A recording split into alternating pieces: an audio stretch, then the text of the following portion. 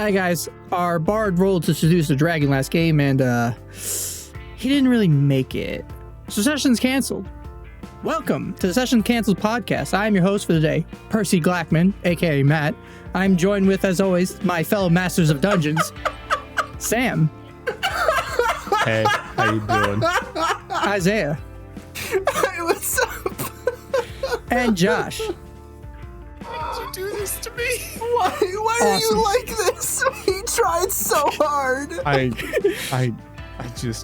I was so not ready for you to say. I'm in the driver's seat today, fellas. Oh, Matt, how are you gonna unleash the chaotic energy literally 5 seconds in? Yeah. What do you mean? Gonna wake up super us like what that? was gonna happen? Wake up super us. We knew this was happening. Oh no. I decided on this system. When we decided on round robin, this was a mistake. Yeah. I'm just sad because he had the intro and I was gonna be like the player, not the character. No, we killed that one. But no, I guess not. The lead-in's passed. Yep. But Farewell. yeah. But anyways, so we've done a couple episodes already. We talked about our tragic backstories. We've talked about the process and the annoyance of dungeon mastering. But now I figured we can kind of move things along to the player side of things. So today, guys, I feel like we should discuss our process when we, with our big brains, decide to make characters and what's our character creation process. So, like, what do you guys usually do when you typically make a character? Like, where do you start? What game do you get ideas from? Like music, images? What's more important to you guys?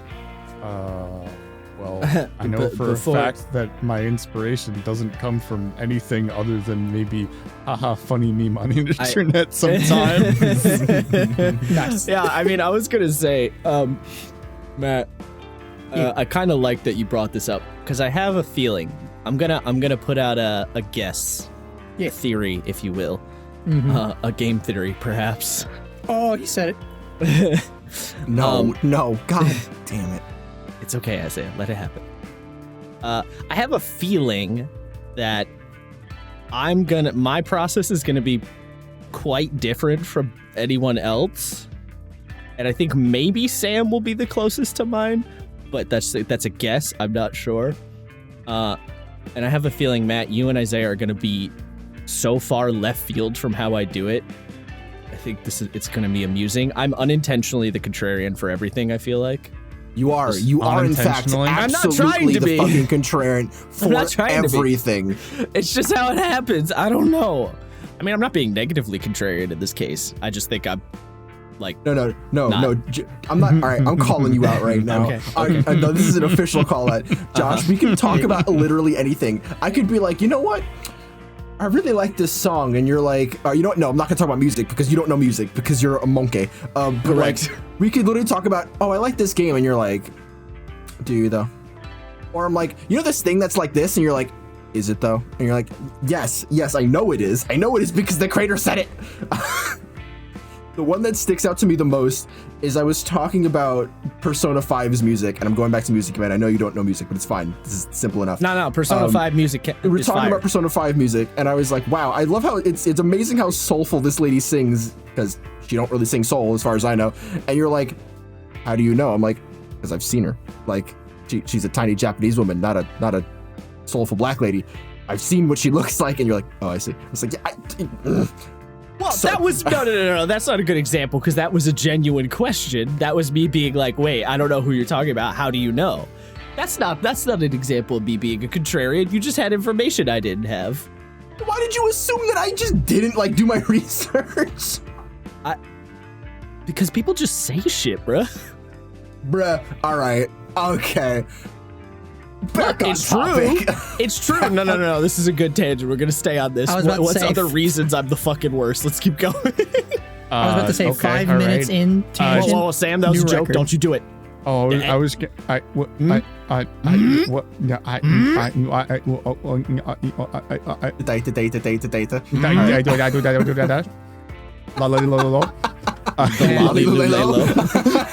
The glorious Lalelulelo. Snailing. What? Snailing. Snailing. Fucking hell. We didn't even make it 5 minutes. No, literally at the 1 minute mark. That's a new record, baby. All right, I'm hosting, baby. That's what happens. Mets. Let's go Mets, baby. All right, no. All about the Mets. All about the Mets. Let's go get a home run. All right, we'll show you later. So how do we want to start this? With Josh having the Giga Brain. I think Josh should go That's first. not what I said. That's not what I said. I said I'm gonna have a very different method. I think Josh should go first so we can all revel in his damn it, majesty. I hate everything. This is what you get for speaking up. I feel like I've talked about this before, so like it's probably not news to y'all, but maybe it is. I don't know. I mean, fucking hell, I wasn't ready to be put on the spot. I thought you're the one who put yourself in that spotlight, my guy. You did. All right, listen. That might be. All right, fair enough. I mean, I will say that. So, like, my methodology changed. Let's try that one again. My methodology. No. Wow, why is that so hard to say? It changes it changes a little game by game, which I think is true of everyone. No, right? Are we all on the same page on that one? I mean, it depends on what you're talking about. Like, yeah, I think it depends. The way, like, okay, so like for the instance of Vampire the Masquerade, like I have I'm like, okay, what clan do I want to play as? And then I go from there on kind of how I build my character versus, right, yeah, D&D where I pick race kind of arbitrarily because it doesn't really affect what I want to do, but it might be part of the character idea, but it might not. Side thing. Right. For 5e, do you guys pick your race before your class? All right, hold on. I was about to get into all that. That's what I'm saying. All right. That's what I was saying. Like, it varies a little game by game.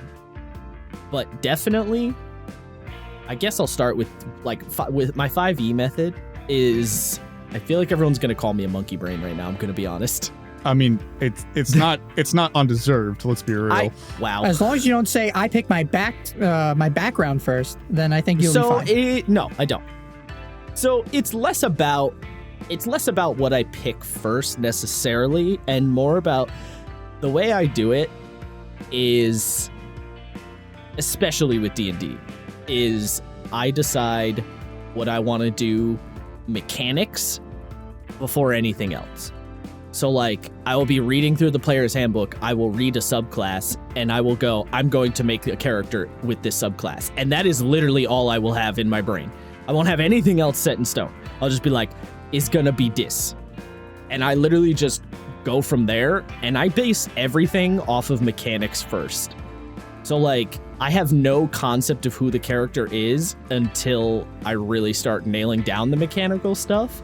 And then I justify my mechanical stuff by explaining it with their, backstory, whatever, fiction and all that.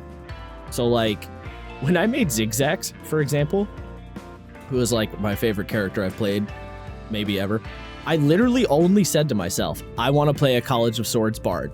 That was my whole plan. And then I went, what if kobold? That would be funny. Okay, kobold. And like, that is as far as I went. So real quick, I feel like we should say this to the world. The fact that you like Zigzax so much is so precious to me, because for about 2 months leading into Avernus, you would constantly text me, be like, I think I'm gonna change my character. I don't think my character's gonna jive with anybody. And how many times was I was like, you're good, dude. It'll be fine. Watch. I bet you Matt's character is gonna be a little more serious, because you were like, oh, you're gonna play like weirdo. No. So you know what? No, I take it back. Foot and mouth time. This was about Haven. I was thinking about. Yes. Bad. That was about Haven. That's different. That was a different time. Yes. No, Zigzax, I did not have that qualm. But like, yeah, I am so super bare bones with my character, where I will just be like, basic concept, like class, whatever, class or playbook or stat layout or whatever the fuck it is. That's always where I start, is just with purely the mechanics. I have no other ideas in tow at that point. So we just made our Vampire the Masquerade characters, right? Literally, my entire concept for how I got to what my character ended up being was, I was just like, I want to play strong, badass vampire person. Okay. Bruja? Okay, Bruja fits that. Okay, cool. Going with Bruja. And like, I just went from there. Like, everything else I filled in later. I think y'all would probably notice, like, even though I love Zigzax, he's really basic. Like, there's not a lot to his like story or his backstory or like why he's like his justification for like he's really, really basic. And that's because I start everything mechanics first, right? And I feel like a lot of people, maybe I'm wrong, but I feel like a lot of people, the way they do it is they come up with this like intricate character, like, oh, I'm gonna be this person who's like a sworn noble that was like kicked from their family and now they want redemption, and then they like make it fit into the game mechanically later. Whereas I do the literal opposite. I make it all work mechanically first and then go, who the fuck am I playing? No, I think some people do that. Like my buddy Chris, when he played his Shadow Monk, he joined our campaign at level 6. So he literally was like looking at he's like, I want to play an assassin, but then he saw the Shadow Monk. And their level 6 ability is the whole teleportation and shadows and stuff. And he's like, ooh, I really like that ability. I want to base my whole character around like going from shadows to shadows and like, you know, just murking people. So I feel like a lot of people kind of are similar in that, where they see a mechanic or they see an ability or something and they're like, ooh, I like that. I want to base my character off of this. Yeah, that is literally my only method. So I you know, maybe not mechanically. I mean, I've done that, especially like when we play something like Blades in the Dark. I usually have an idea for the classes I want to play, or playbooks rather. Right. Yeah. And then that's like my whole kind deal. of go from there. Like that's the first thing I decide, and then I'm like, all right, do I want to be weird with it, or do I want to, you know, be relatively normal with my character? It's usually weird. Or if they're normal, you get someone that behaves normally, but their subclass makes them weird, or some nonsense like that. Yeah. Like there's always something like twisted about them, quote unquote. So I get what you're saying. I feel like I don't have an issue with how I do it, but I do feel like it does end up with me often having characters who are really basic in terms of like who they are and like what their backstory and shit is. Like I don't go that deep on that stuff because it's not the first thing in my mind. You know what I'm saying?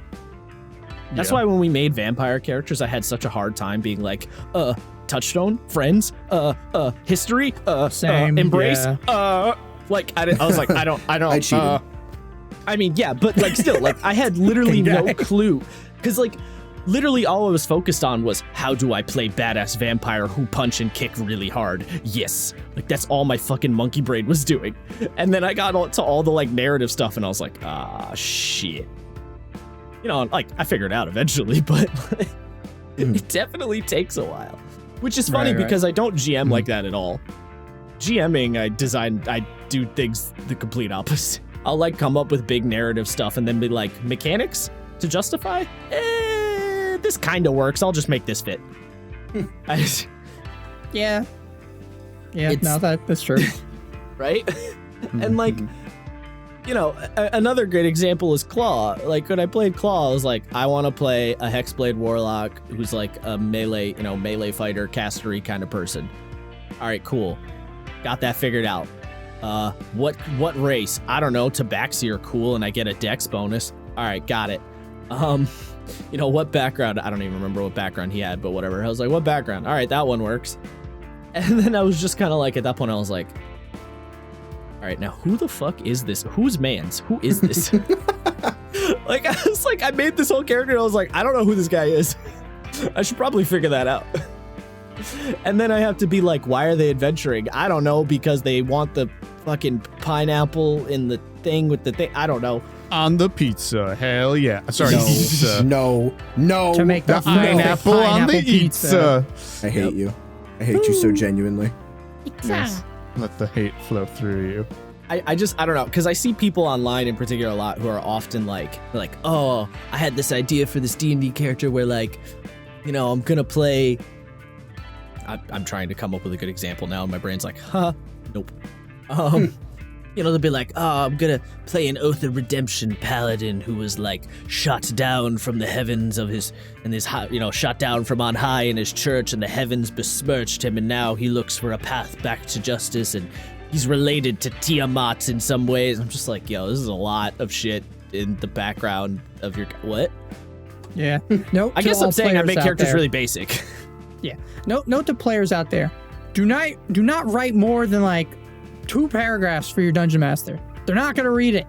Well, no, here's the thing. You can write a whole bunch, just like give them the important cliff notes. Because like at the end of the day, all the DM really needs from your fucking 8-mile long backstory is all the proper nouns, all the named people, you know? Like, your great uncle Steve. All right, we're gonna note that. You have a rival named Bimbo Jimbo. All right, we're gonna note that down. Like you just note down the proper nouns. Everything else that your character's backstory is like not that important to the DM because you as the player are just gonna play it out. So it's like, you know, because the characters are what the DM needs. So you can write a crazy long backstory. Just give them the SparkNotes version of it afterward. It depends, because, you know, if you start writing down things like you have skills that you're not meant to and you're playing a game in, like, Call of Cthulhu, that does matter. All right, well, that's a little different. It's a situation where you should communicate with your DM. This is a crazy idea, all right? I know. But communication with your DM on what they expect of you and what you should give them is very important. Like, yeah, SparkNotes are good. I don't want to have to read an entire essay. Give me your SparkNotes. That's what I'm saying. Yeah, you don't read the entire but essay. I'm not your DM. That's the thing. It's a DM by DM thing. Like, if they want that essay and they're going to take notes on their own, or they're going to highlight and they're going to end up highlighting the whole thing, give it to them. But if they don't want it, give them SparkNote. It's like, it really is a DM by DM situation. So for me, I actually don't mind longer backstories because like within, you know, within limits, right? Like if I get like a 2-page backstory, I will actually read it and like try to my best to incorporate it. Isaiah out here being the chosen one. I do, because I dislike when people have this opinion of like, I don't like, the GM doesn't want to see your shitty fan fiction. And it's like, I don't know. I disagree with that sentiment, right? Because yes, it might not be well written and it might not be particularly clever, but it's something that somebody really cares about, right? Like they want to explore this thing in their story. Well, I wasn't necessarily saying you got to be like No. I'm not saying you are. There's like this sentiment online I see sometimes and it gets me like a little sad because it's like, I get it, right? Because I understand the idea of your backstory is whatever happens in game, right? Like that's your origin, especially if you're starting from level 1. And there's a whole argument to be had about like who can your character really be before level 1, right? Like your backstory can't be like you're King Leonidas because you're level 1. You could be King Leonidas who has fallen. Yeah, I mean you could, but that's not usually like the mindset that players go in. Right. It's funny, right? And I say that I've been running a game for a year and 7 months now, and I still got 2 players who never gave me a backstory.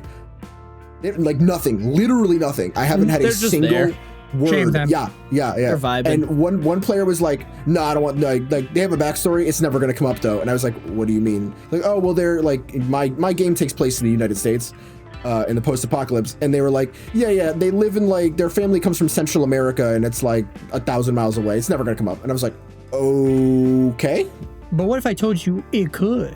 Yeah, right. It won't because she's expressed no interest in it. So I'm like, all right, whatever. That is kind of weird. I've never heard a player do that before, but okay. Me neither. Yeah, that's interesting. I mean, I as a player, especially as we've established, making basic ass characters, I don't care that much if like my backstory becomes super vital, because it's true that it is less important, right? Like the character is your character is the thing that is played during the game, you know, like your character is not your backstory. So I'm not that invested in like my backstory being super relevant or whatever. Like a little nod or a hint or a notion or whatever, like a mention of it is fine. And if it never comes up at all, I'm like, that's fine too. Like I don't expect that. Maybe some people do. I don't know.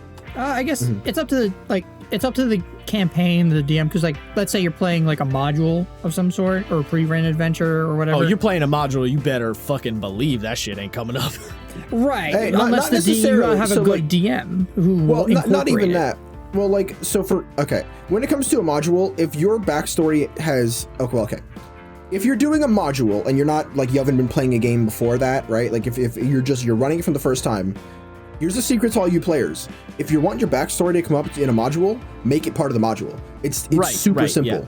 Yeah. Every time we've run a module, actually, well, save for Strahd, because Luca's backstory is so simple of like, oh, I'm a psionic and people experimented on me to know why my magic is like different.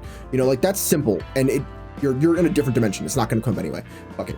But like, well, I can't really say that because it came up in Avernus. But like, if you link it to the module, it'll come up most likely. Like, there's no reason why it wouldn't. If your thing is, if you're running Avernus and you're like, oh, I'm a paladin of Bahamut, fuck Tiamat, paladin for life, it's probably gonna come up.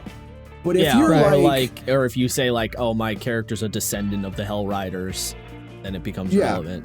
A shout out to our boy Riemann. But if you're like, yes, I was a T-Rex rider from Chult, and it's like, but I don't know how to break this to you, but Chult isn't in Descent to Avernus. It's like we're playing Storm King's Thunder. It's like we're not even going to Chult. Chult's a little far away, my guy. It's like here's the map of the Sword Coast, and then on the rear corner, that's Chult. That's where we're not going. Right there. Yeah. You see the very north of this map? That's where we are. Yeah, it is. Yeah, and like I said, I don't write the backstory first, so like it you know, I often don't tie it in, but I also generally keep my backstory open-ended enough that it can kind of slot into wherever. I think our current game with Haven, that's probably the most I've ever like actively tied my backstory into the situation. And that wasn't even so much me as that was I proposed an idea and Sam was like, all right, but also this. And I was like, okay. Yeah, no, I was going to say, I literally was like, oh, I have an idea for this. Yeah. And you're like, yeah, go wild with it. I was like, all right, bet. Let's go buck wild. Shocker from me. I think the first time I've ever written down a backstory, any amount of words for a backstory, was Vampire. I mean, I don't write backstories.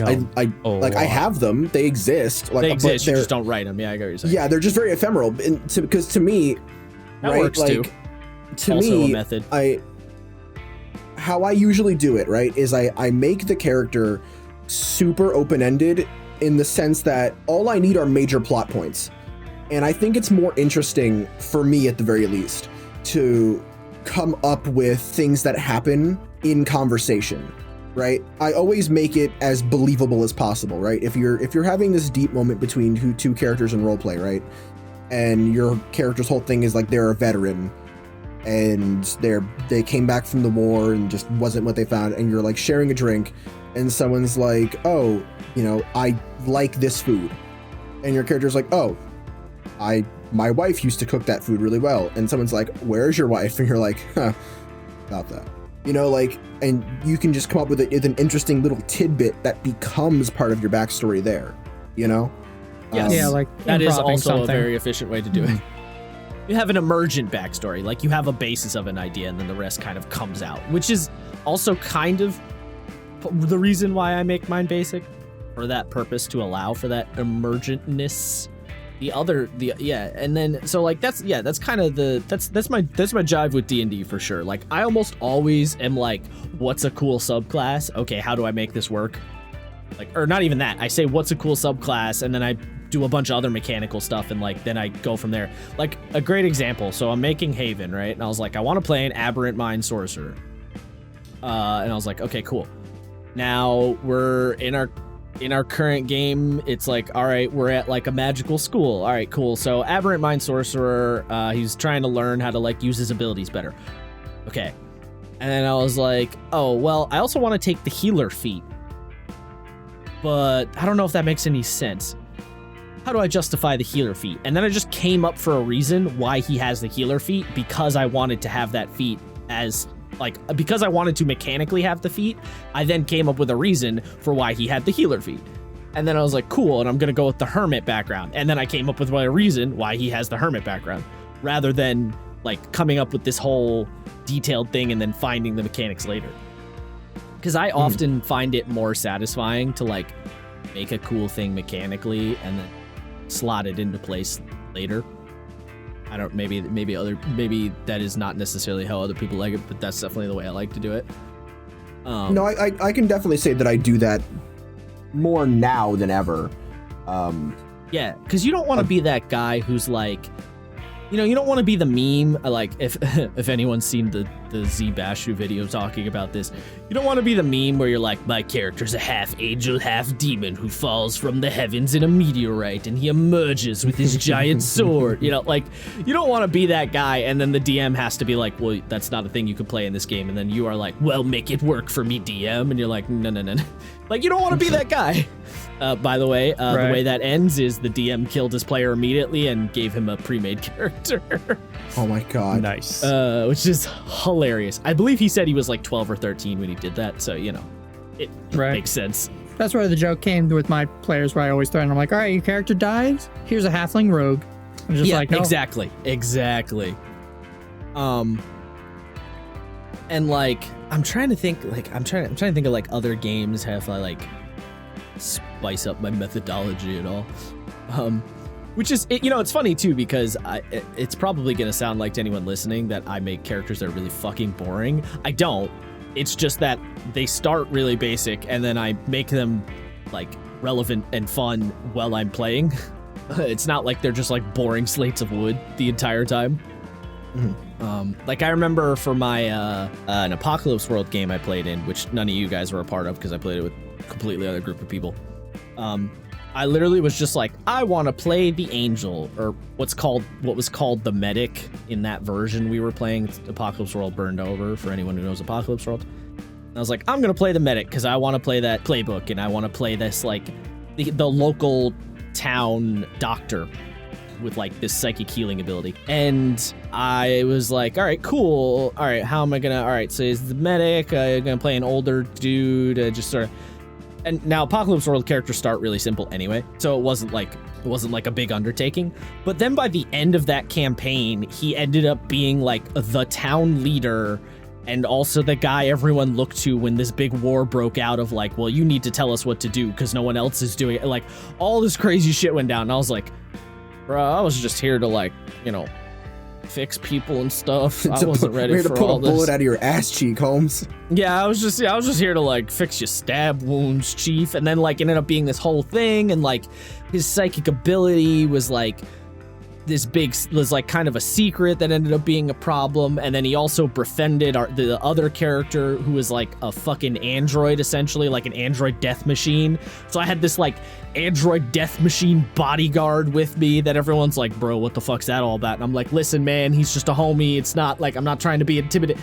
And then he ended up being my like fucking ace in the hole weapon. It got wild. Like that campaign went crazy places. And that was really funny because by the end, I just had him like murking people for me and shit.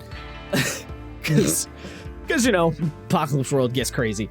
Yeah, and like I said, vampire, I was just like play buff angry vampire who punch. And then I'm trying to think of like other games.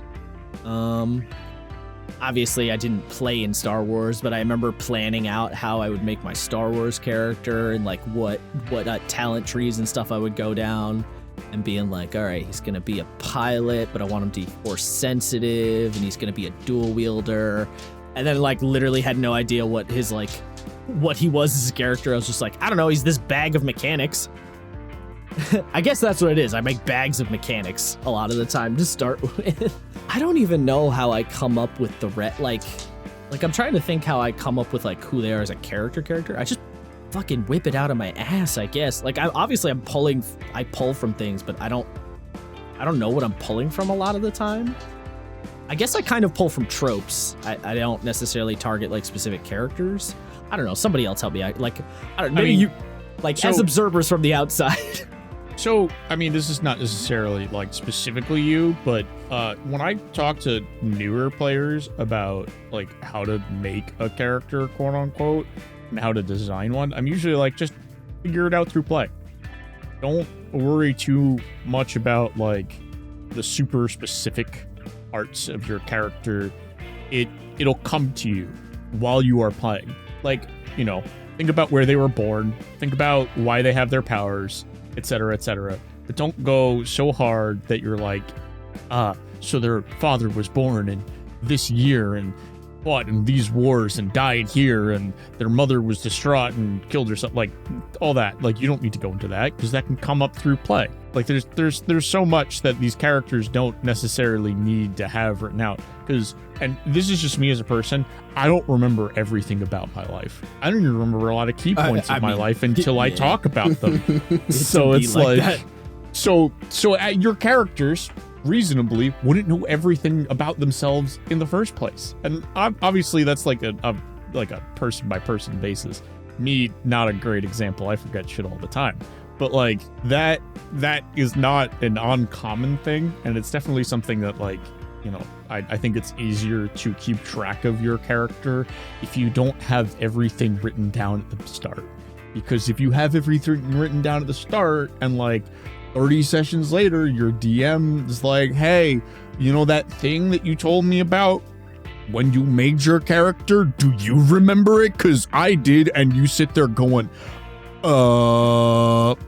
because you don't remember, because you wrote it like over a year ago. Yeah. So it's funny. I actually feel that, like, I feel that fear now with oh my god, what's my own character's name? With Nico, because LOL. my backstory's I think I wrote the most of everyone, which is terrifying. And just the idea that at one point I'm gonna be like, rain check? Did this come up? I don't remember. Yeah, Did I mention that? Exactly. It's like me and Nico is me. Miko, your twin brother. Remember? You wrote it in the backstory? Remember you tried to assassinate me and I came back. I'm alive. And now we can be together and I'm here to murder you. And it's like, wait. It's like, did I write this? That'll be kind of difficult because Nico's brother's dead, and if he pops up, I'm gonna be real sad. I don't know, necromancy. Good to know. Josh, write this down. I'm not running the game. What? Why am I writing it down? Oh, fine. I'm sorry. I'm mixing up with your campaign. I'm sorry. I'm mixing up with the Warforged character you're playing. The Warforged character also does not have any siblings. Django has that's it. people that were like Warforged made on the same production line. I wouldn't mind seeing more of them. Yeah, maybe those count as siblings. But whoops. That I'm more fine with. Yeah, but no, I was saying, like, when you come up with who your character is, I feel like a lot of the time you're pulling from, you know, other media and stuff, but like, I don't know if I like, you know, because some people will be like, well, I kind of want to make Wolverine or whatever, and then they'll make like rough, rumbly fighter type who smokes a lot or whatever, you know, because they're like, I was inspired by Wolverine or whatever. I don't do that, and I feel like maybe I should a little bit more. Because I keep looking at my own characters and then seeing how other people do it. And I'm like, am I stupid? Like, I don't know. I feel like a lot of the time my characters, I just end up being... And this is also going back to my whole burning boat situation, right? Like playing characters like they're just going to die in a day anyway, so who cares mentality. That's probably part of the problem too. I should probably just get really, really invested one time and see how it goes, I guess. Maybe? I don't know. I don't know if that's actually a good idea, but it's a thought. It depends on the game, honestly. Because like if you were to do it with Vampire, I'd feel a little bit bad because because of the way that Chris's schedule is changing, we're going to be actually resuming D&D shortly. Well, yeah. And then Vampire is going to become less and less regular as that, you know, actual schedule shift changes. I mean, sure. That day is our only day, but irregardless of that, though, like I'm not talking about specific examples. I'm just saying. No, I'm just using like the game as an example to be like, just think about what game you're going to do that in, because if it's like, you know, I don't know if I'm going to do it at all. It's just a thought. Apocalypse World, you might not want to because those games aren't designed to last. But if like we're doing a long form, I mean, here's the thing: you say D&D that, but I think Apocalypse World would be great because I don't need it to last that long. Yeah, but then what's the point of writing the really long backstory? Just to try the idea, because like what I'm saying is like I feel like a lot of the time my characters don't have a lot of meat to them. So I'm wondering if I try the method where I get super invested and I get inspired by a very specific thing and like I get all that effort in, I want to see if I feel different about it, and I'm okay if I only do it a trial run of 5 sessions or whatever, or 10 sessions. Like I'm actually okay with that because it's a concept I'm like, maybe I should try it. I don't know if it's gonna work. Like, you know, for example, I'm reading the Black Company books right now. What if I made like a female sorceress I based off fucking Lady from the Black Company? I'm like, could I do that and like make it this really intricate thing and then give a shit? Like, would I care? Would I be more invested? Because that's another problem too, is a lot of time I make characters and then 3 sessions in, I'm like, I don't want to play with you anymore. I become the Andy meme. Dear I Lord. really get like that a lot of the time, which is kind of why I loved Zigzax, because I didn't get like that for whatever reason. I still don't know why he was different. It just was a perfect storm, I guess. I don't know. But yeah, I get like that a lot. So it's like, maybe I should switch up my methodology. And the reason I was even saying that is because like I was just looking at the questions Matt put in the chat for us, and I'm like, interesting points you have here. And like I noticed you put like, what's the most important thing to you? Again, like I just want it to mechanically to be fun. That's probably the most important thing to me for a character, which I feel like is like really anathema to a lot of people. I don't know. I mean, is anyone on my team in this? No, kind of. Am I crazy? Kind of. I don't know. No. No, you're not. Well, yes, but no. Right. Fair enough. I mean, like I said earlier, like I usually look at what I want to play versus who I want to play. Right. That's the first thing I think of. Yeah, I assume, Sam, me and you would have that same method. I had a feeling. And I mean, usually they just become weird because I like having that odd character. But then when I have the normal character, they have odd friends and an odd Well, no. The other thing is, the few times you try to make a normal character, they just ended up being weird anyway later down the road. Yeah, it's you can't help it. You can't help yourself. I'm attracted. Look, okay, Leo or Life. That's the one. Life. Yeah. No, it's Life. It's Life. Right. It's pronounced Life.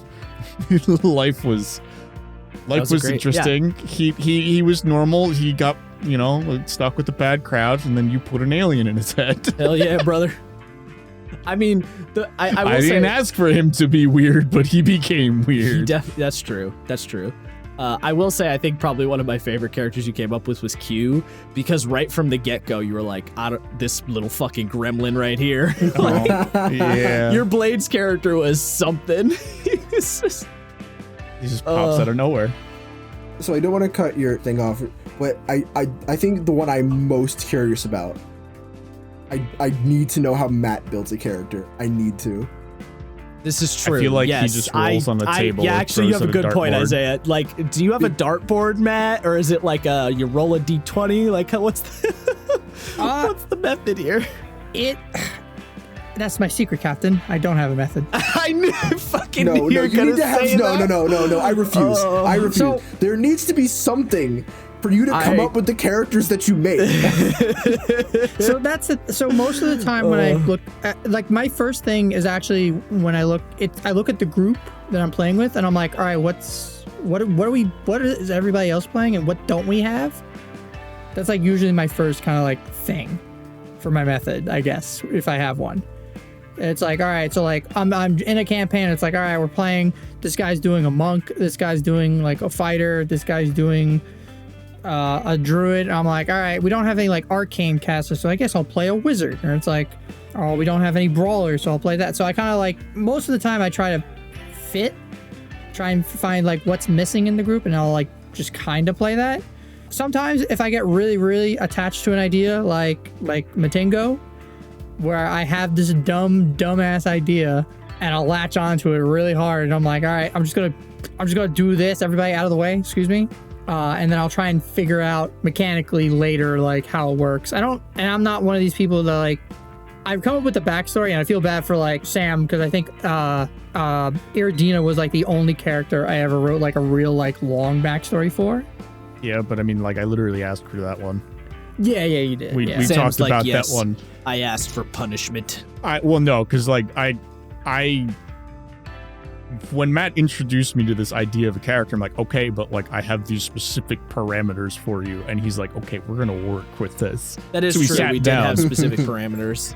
And, in that case. we sat down and we talked about that a lot, and that's why he wrote down so much, because I gave him information and he ran with it. Like, Yeah, I tried you to know, fit like, the information and what were the limits, what were the rules, and like, what are the lore and all that stuff. I tried fitting in a little bit or as much as I could without having it be a slog of a backstory, because that's like, as me as a DM, I'm the DM that's like, I will read your backstory. However, like after a certain point, like my mind will go and I'm like, all right, I need to like walk away for 5 minutes, come back, You'll sit get down, numb then I'll read eventually. Yeah. Yeah. I mean, Matt, I feel like your method is pray to the chaos gods. That's the energy I'm getting. Kind of. Yeah. That's yeah. that's why I joked with like, I don't have a method. It's like, it changes. So like, All right, hold on. like, Let's go with most recent, maybe. How did we get Mrod Mon Marovich Oh, in Vampire the God. Masquerade? Oh, a because I single image. literally saw like, I was like, all right, what are the vampire class? And I looked and it's like, oh, Nosferatu. You mean the old school, like, movie vampire? I could be like a horrifying, like creepy, weird, like little animal guy. I'm like, yeah, all right, hell yeah, that seems cool. Because originally I was going to play the Tremere? Malkavian. Or Malkavian? Oh, no, yeah, Tremere. No. Tremere. it was, Tremere it was with the either magic or. people. Tremere with the blood magic, yeah. Yeah, because I'm like, oh, blood magic, that sounds so cool. But then like Isaiah was going for a little more serious thing. You were going for a little more serious thing. I'm like, well, we can't have that now. We can't have too much of that. We need a comic relief character. We have to have some goobery. Oh, I hate that. Oh, that makes sense actually. So Matt, what you're I think I'm seeing the pattern. Yeah. You're literally, you do the thing where you're like, everyone else is doing this other thing, so I'm gonna slide in with this different thing to like fill the gap. I guess. I mean, I wouldn't go seems to so be. hard. That was specifically for that game because like I don't want to go like against the grain for every game because it's like if I didn't say everyone's against the going, grain. I just said you're filling the gap. yeah. Not the same. Okay, all right, but yeah, like yeah, We're I feel not like the same. No, because like against the grain, making a character as against the grain would be like, oh, we're gonna play, fucking the heroes of Bahamut here to save the realm from Tiamat's tyranny, and then you're like, cool, I'm a paladin of Tiamat. Like that's going against the grain. That's when you're just being fucking difficult, right? Like that's a whole other thing. Not that Well, can't so, like- work, but So like right now we're playing in Icewind Dale and it's literally half the party is evil and half the party is good.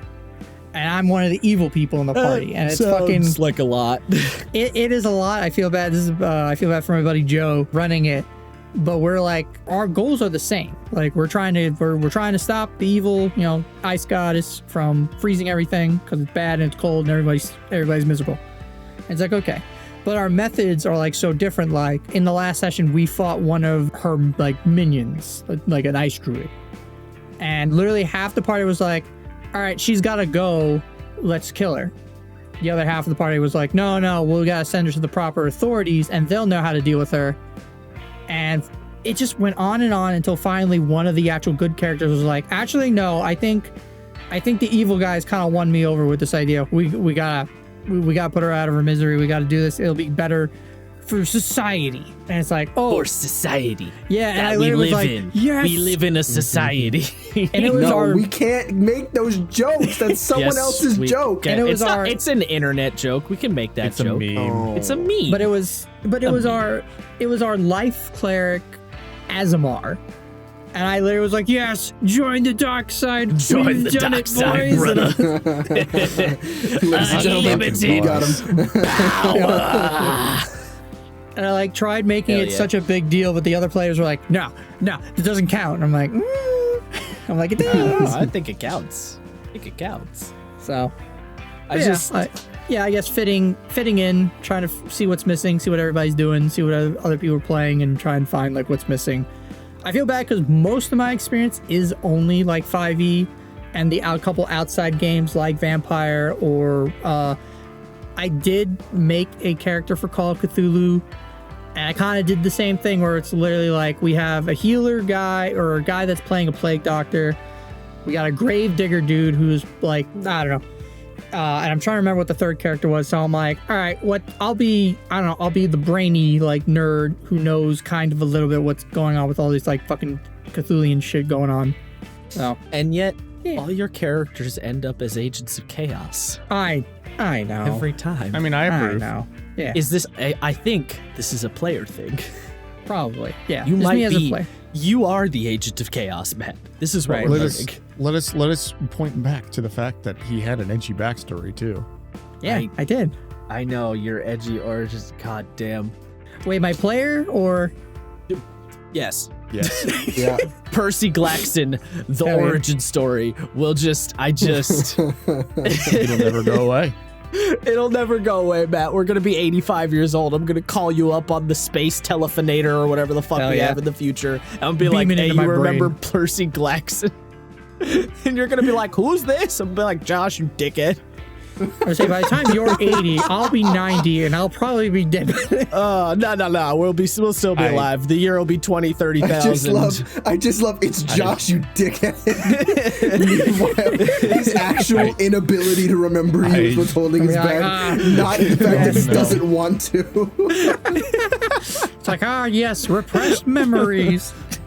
Yeah, it's just. That was so funny. I don't know where I was going with this, but I'm gonna call you on the space telephone to tell you Yeah. about Percy Glaxton. The telephonator. The The telephonator. telephonator. What the fuck did I just come up with? Yeah. I don't Bro, know. I wish I knew.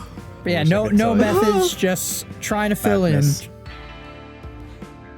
Someone had a question. I know someone had a question. Yeah, so I was yes, because we were talking about Matt and his character making and whatnot, and we getting to the bottom of the chaos creatures that Matt creates. But just because I noticed, Matt, one of the questions you posited towards us in presenting the topic forth was what's the most important thing? You put you do. I assume you meant to put to you. For Either making or. a character. I guess. What? Yeah, it could be either. doesn't Yeah, make it- what's the most important thing you do when making a character? What's the more What do you important think is thing the most to important? you? Yeah. Yeah. What's the most important thing to you to do? Yeah. I should Yeah. read Yeah, more that's fine. carefully. Look, we know that you I don't mean, read anyway, anything Matt interpret sends it you. however you wish. I literally read for fun. I said stop Matt making sends fun you of me. specifically. Oh, right. Yeah, no, stuff Matt sends me, I don't read. No read, only smooth. Only smooth. God. Anyway, Matt. So what is the most relevant, not relevant, Jesus. What is the most important thing for you making a character? Because I don't feel like I understand fully. Grace me with this information.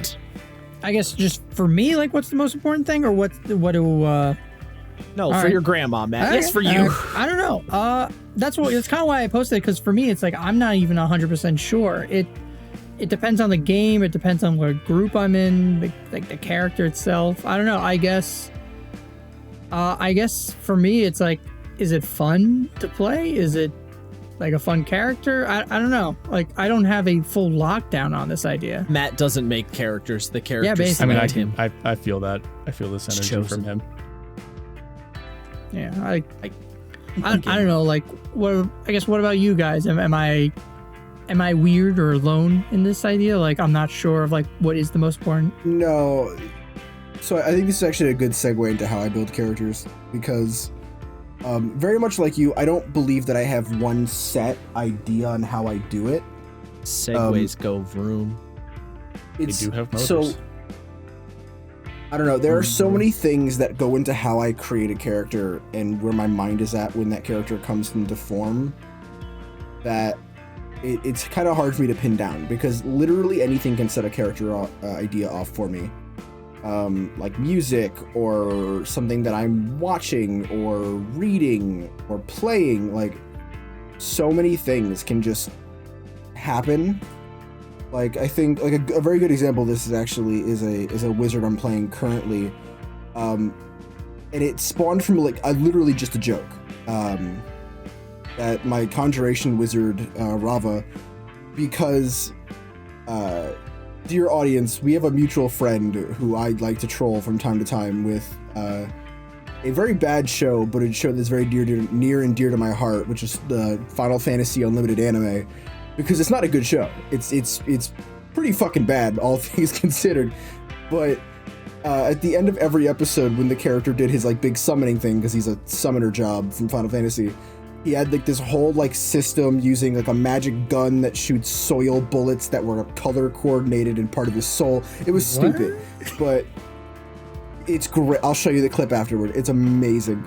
But yeah, I quoted that to him for the millionth time in like the same day, and I was like, I wonder if I could build this in 5e. Hold on. So I kind of like I did some 2-second research looking at the old D&D Beyond, and like, oh yeah, you can do some summoning stuff, and this is roughly around the time where the newer summoning spells came out with, I think, Tasha's. So it made it infinitely easy.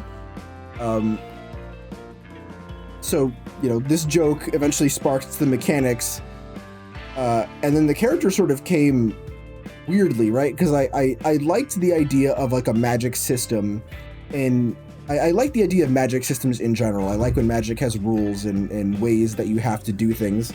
And one of my big beefs with D&D is that the spells don't explain how you do them. Like, some of them do, right? Like Burning Hands says you like put your thumbs together and you outstretch your hands. But a lot of them are just you point your finger at something and it goes bye-bye, right? Like Fireball and Disintegrate and stuff like that. Like, it's boring to me. So with that character specifically, like, I created this entire magic system that worked off different incantations and less stronger spells, i.e. stronger summons, where it required more layers, like more lines to the incantations. It was fun. But that's, you know, that's one way that I built a character. Another way that I've built a character was, you know, through music. I was listening to League of Legends music. I was listening to Take Over for the trillionth time because it's probably my favorite song off the Legends stuff. I just realized my mic is cutting in and out, too far away. But yeah, like I was listening to one song, an AMV of one song, I should say. Shout out to anybody who watched the Fate Take Over AMV. But just the music in that was so, like, it hit. I almost said it hit different. It hits so hard with me personally that I like that. It was explosive, and when I thought of the word like explosive, obviously I thought of like, you know, my brain immediately clicked with like wizard. I don't know why I'm using another wizard for this. But then I in my head I was thinking of like, well, what are interesting ways to do a wizard? And blade singing came to mind. Like, okay, so a blade singer wizard. What's an interesting way to do a blade singer wizard? What if they're a blade singer wizard that doesn't use a sword? So they're like, they just use hand-to-hand combat and magic. And then I thought, like, what if blade singer and monk, and maybe you threw some bard in there to kind of go with the blade singing aspect. So they just sort of cobbled together. And in that instance, the character came afterward. Then I know this isn't where you were going, but my brain dead ass when you said, what if they weren't a blade singer that used a sword? What if? And then my brain went, what if they had a gun?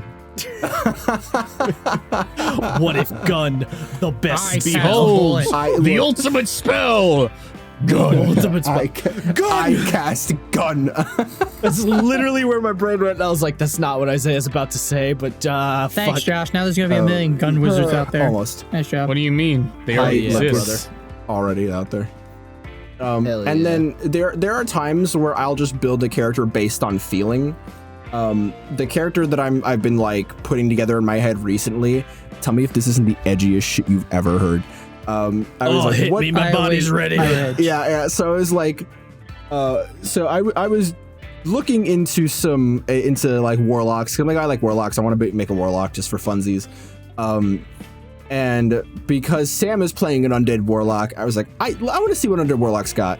And one of the things that it describes is like how your form of dread can like manifest. Mm-hmm. And the one that really stuck with me was that they describe it as like the tattered robes and dilapidated crown of a lich.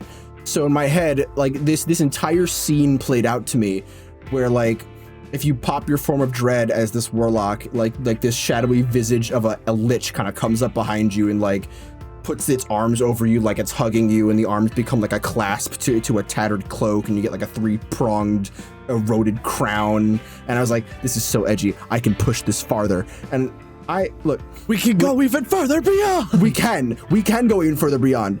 And I've said this to all of you before. My favorite thing in D&D is when a class gets a sicko mode. I love getting to go sicko mode in 5e. Agreed. I also love sicko mode Like, on basic. Any sort of transformation mechanic is like my favorite shit in the world. Yeah, no, I love it. I loved Transformers as a child. So I was like, well, all right. I love Digimon. So Form of Dread is my sicko mode. Can I go thicko mode?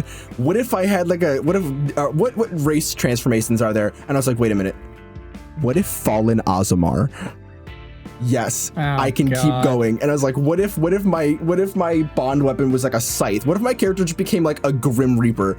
And it just descended into the most amazing edge fest I've ever. It got edgier with every he's step. so fucking am. cool. Yeah. Playing a fucking changeling. No, look, I'm He's gonna such be real. a cool loser. I know. Look, I love building ironically edgy characters because I have so much fun playing a cringe edgelord. But like, obviously, like it's I don't know. I find a weird enjoyment from it. Like Paz was kind of edgy, right? Like weird devil man with a dark past who dual wielded katanas and used blood magic. No kinda about it, sir. Yeah, no. But like, what made it so fun to me is that Paz, despite how edgy he seems, wasn't edgy at all. Like Paz's defining character traits was jokes about him being evil, really likes coffee, and really gives a shit about interior decoration and a Christmas cactus. Like, that was his entire character. And I was like, yes, I love this. The Christmas cactus. That Christmas cactus that is definitely in with him in Avernus now. Yo. Shout out to that Christmas cactus. You came up once next to a fucking Dia de los Muertos skull that I stole off a cultist. Oh my god, you lasted did. forever. It's true. Mm-hmm. There's a lot of stuff that happened in that campaign. But yeah, no, I loved the idea of this like Grim Reaper character was just the biggest clown, and everyone's like, "Bro, why are you like this?" And he's like, "I don't know. This is just the power, man. Wait. I don't know why I'm like this." Oh wait. So Isaiah, you wanted to make fucking god, what was that game? Shit. Sam help. The Suda 51 game with skateboarding death. Thank you. Oh, Let It Die. Yes, yes. I wanted to make Uncle Death. Literally that. You just made Uncle Death. It's who the hell did I talk? I think it was our editor Brett. I was talking about Let It Die with. Me and Brett, when y'all leave, have some very interesting conversations. Have some weird ass conversations. Oh God. Hey, yo, Brett. Yeah. I'm feeling a little consty, if you know what I mean. You really want to know what that means. What does that better have mean, some reverb Sam? on that. You really don't want to know. Sam? I know I don't.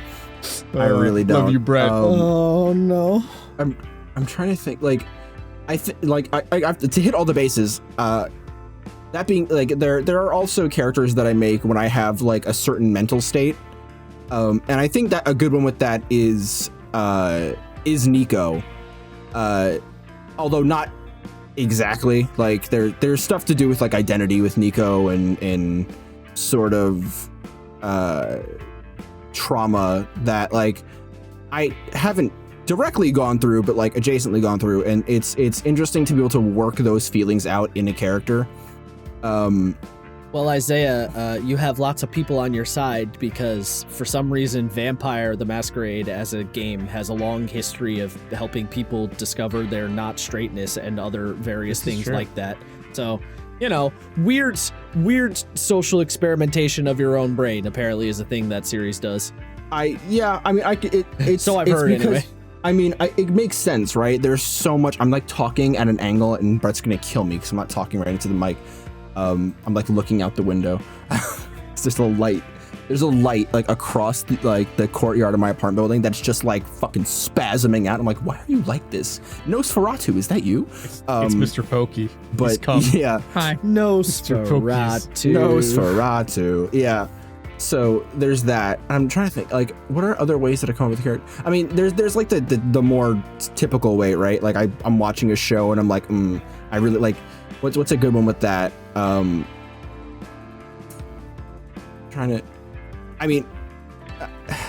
can't bring up like that without thinking about Grant and when we were playing Blades in the Dark, because I was like, I literally just want to make a Peaky Blinder, and I did, because Grant was basically just an Irish fucking chav, Although, I feel like Grant was entirely based on where the guns to me. Just yeah, a little bit. That was the entire character. Yeah, he did have a really thick Irish accent. But so like the one thing that I always like, I always feel so strange when I say that I like get a character from something I've played or watched, because the character is never that, right? They're like what's I keep talking about these characters. This is so fucking cringy. Inspiration hits in weird ways. It does, yeah. Like I made this character about a year and a half ago who was like unabashedly taken from Prince of Persia, specifically the third game, because I like the idea of that and like Trevor Belmont, because I think whip fighting is super cool and rope dart fighting is super cool, and like the dagger tail, which is, if anyone's played the Prince of Persia games, is like this massive bladed whip chain. Hell yeah, dude. But despite the fact that the character was like an Arabian Nights adjacent blade whip toting fighter rogue, the character at all is really not that. Like that character was really interesting because that character, like, I built that one specifically to leave my comfort zone. It's actually the same reason why I built Django, my Warforged artificer armor. To just sort of stray from that, like that the character that I made, whose name was Samir, and you guys actually know that character from Dungeon World. When I built him in 5e, he had like a crippling gambling addiction, and I personally hate to gamble. I think it's so stupid, but it was really fun to leave that comfort zone and to just roll with it. And the same thing with Django, although Django was fucking torturous, and I'm never doing that shit again, ever. Because I've learned that if I don't speak during session, I don't remember shit. And then people are like, wait, what's in our inventory? What's our job? What are we doing right now? And I'm like, I don't know. It's because I don't participate, because I'm like, I want to build a strong silent type. Never again. Literally never. Yeah, then you discovered, you're like, I don't know what's going on because I'm not talking that much, so brain is shutting down. Mm-hmm. Oh no. Yeah, I remember there was literally one point, Josh, where you were like, what, so my game is not important enough? I'm like, no, you don't understand. You don't understand. I didn't talk last session. I didn't say a word. I don't think I said it that way, but okay. I mean, you said it more in jest, but like, it was fucking me being like, I don't understand myself. I usually remember everything from session, but no. You don't take notes or how did anything? I feel like, how did Imagine not taking notes. No, Isaiah does not take notes. God, no. Isaiah, it's hilarious because I have Isaiah who takes no notes, and then Sam who writes me a Bible. Nice. I think I have 20-something pages it's something. for like 20 sessions. It's a lot. Jesus, as long as there's one person doing it in the group, that's all that matters. It's two. Hey, it's like, no, two, deadass, Matt, Nice. you don't understand. In that campaign, deadass, I will be like, and the chair was red, and Sam will be like, write that down, write that down. Both me and Brett do that, though. Right? That's the fun thing. Me and Brett compare notes mid-session sometimes. Oh my god, Oh do my you really? goodness. I No, didn't literally. know that. You've That's never heard us say, amazing. oh, did you get that? Yeah, okay, all right, then I won't write that down. All right, so here's the thing, right? God damn it. Here's the thing. I don't take any notes, but I'm almost always the person who provides the recap for the previous section. This is true. He does often provide with the recap. frightening accuracy, according to Josh. He does often do it and often nails it. Isaiah was also the person that provided the hood recap for Blades in the Dark. No, I wish I was hoping you wouldn't bring up hood recap. The hood recaps were great. What do you mean? Oh my god. Fucking hell, that shit was great. Oh my god, it's the New York. The New York just comes out of me and it's like, all right, Holmes, we got this. What we doing? All right, but here's so here's a question, Isaiah. What's Because up? I don't know if I know the answer to this. Do you have a favorite character that you've played? God, I don't know. On the spot, bitch. Yeah, fuck. Do I have a favorite character? If I had to like make some guesses, it would probably be a toss-up between my first two characters, just because, you know, they were the first two. And I really liked, Nah, especially bro, fuck my first 2 characters. No, I really liked Ilias, and I think it's because I had even though say what you will about the campaign, because I had so much room to grow with that character, and because I literally grew up with that character, right? I played him for almost 4 years. It's strange what it does to you. I had written certain verbal quirks into that character and in certain things that changes a man. It literally they would start bleeding into the way that I spoke. Like that character had a way of rambling and then stopping, catching their breath and being like, but, and I started doing that. And I was like, fuck, god damn it. Shit. So yeah, first 2 characters, Paz is definitely up there. Fucking my Kalishtar is up there. Hell yeah, Verna squad, y'all. Fuck, my Star Wars character's up there too, because I really liked Rowan.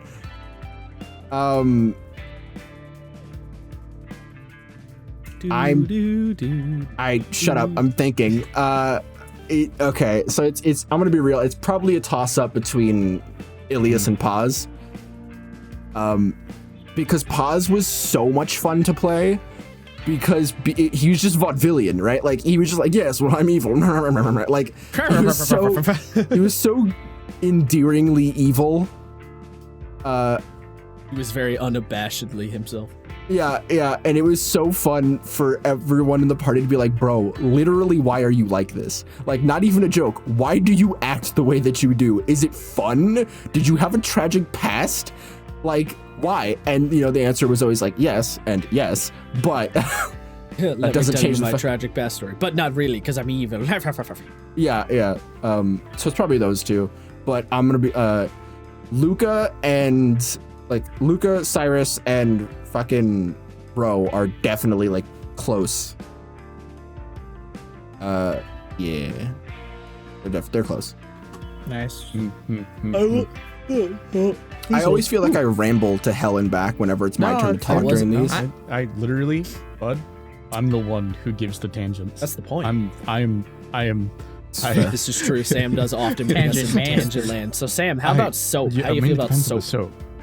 It, Yeah. It does. I'm more it does, of a dove man myself. Well, that's not even. We are not actually. No. But We're not actually doing this tangent. Okay, so all right. Oh So my you know how we're men, and we have the 27-in-1 shampoo. You wash your hair, you condition your hair, you wash your body, you use it as you wash the dishes, you wash your car, you clean out your oil filter, you clear drain clogs. It's amazing. Clear your oil filter. It doesn't. Sam, you replace oil filters. You don't clean them, but that's okay. The joke. I don't know. Men's soap is wild, guys. I'm gonna be real. Just buy 2 soaps. Don't believe the conspiracy. It's not worth it. Right. Whoa, Sam. 2? That's a lot of soap. Buy. It's a lot of fucking soap, bro. Okay. All right. What are we doing? I was joking. I wasn't actually trying to talk about soap. What are your favorite characters that you've played? Dear Lord, do you not want to know the answer to this question? I do. I really do, because you've dungeon mastered. Hold on. But Sam hasn't even given us his methodology. Okay. Oh yeah, true. I mean, Yeah. We got to get from step 1. On step 1. Because you've dungeon mastered so much for us, so I feel like it's like. See, I've DM'd a bunch for Sam, so I have some theories about how this works. Hey, yo, it really just be fucking magic. I don't know how these characters come to be. I'm a theory with you, Chief. Yeah, chaos. Let's go. It's literally a combination. Oh, Sam absolutely plays Agent of Chaos It's characters. literally a combination of Matt and Josh. I have an idea of what I want to do mechanically, and then the character just exists. He just appears, and I'm like, well, I may have not been paying attention for the past 20 seconds, so what would my character do after spacing out for 20 seconds? Well, he would do this. That's why I take a lot of notes, by the way. It's because if I don't take notes, I That makes sense. do not pay attention. My brain just turns off and goes into the other direction. So I'm like, I take copious notes, so I'm writing Just things have to. down constantly. It works out great because it internalizes everything. But like, yeah, so I definitely go and I take a concept. So like, I'll lead this into favorite characters because I have a few of them. I can't pick. So when we played Shadowrun, Josh, I knew I wanted to baby, play a Shadowrun. rigger. That's what I wanted to play. I wanted to be able to control drones with my brain. That was the thing I wanted My to do. God. So I built a character around that. Now, of course, we started low income jabronis, literally first day on the job kind of deal. Didn't have any of the equipment. So I kind of built around that. And then I was like, wait, hold on. Literally no thoughts about what race until I saw that German dwarves were blue. The blue dwarves. And the I was quirks. like, this is it. It was meant to be. And then I did a stupid German accent forever. I made him addicted to schnitzel. We've talked about this before. But I love Hoddeman so much. He was such a goofball, and I really wish I got to play him more. And the one time that I tried to reprise him, I was, again, the only person who knew what the hell was going on. And he ended up being more of a leading figure than the weird, And he was meant to crazy be. German dwarf thing, a literal agent of chaos. So Amazing. I can't explain Hoddeman. I really wish that All right, but what if you play Hoddeman in a Yeah, let's campaign as, go. like an artificer at some point? Hoddeman probably Feel like you wouldn't should do be a dwarf at that point. He'd probably be a rat man. A rat man? What? Now there's no rat. Unfortunately, You no, just reskin something. That's I fine. know, Josh. I know, and it's greatly disappointing. It is disappointing God. that there's You no could rat be a people. were-rat. You could make a kobold. You could be a and just- were-rat. Maybe a were-rat. Or I could just re-flavor a kobold or a tabaxi.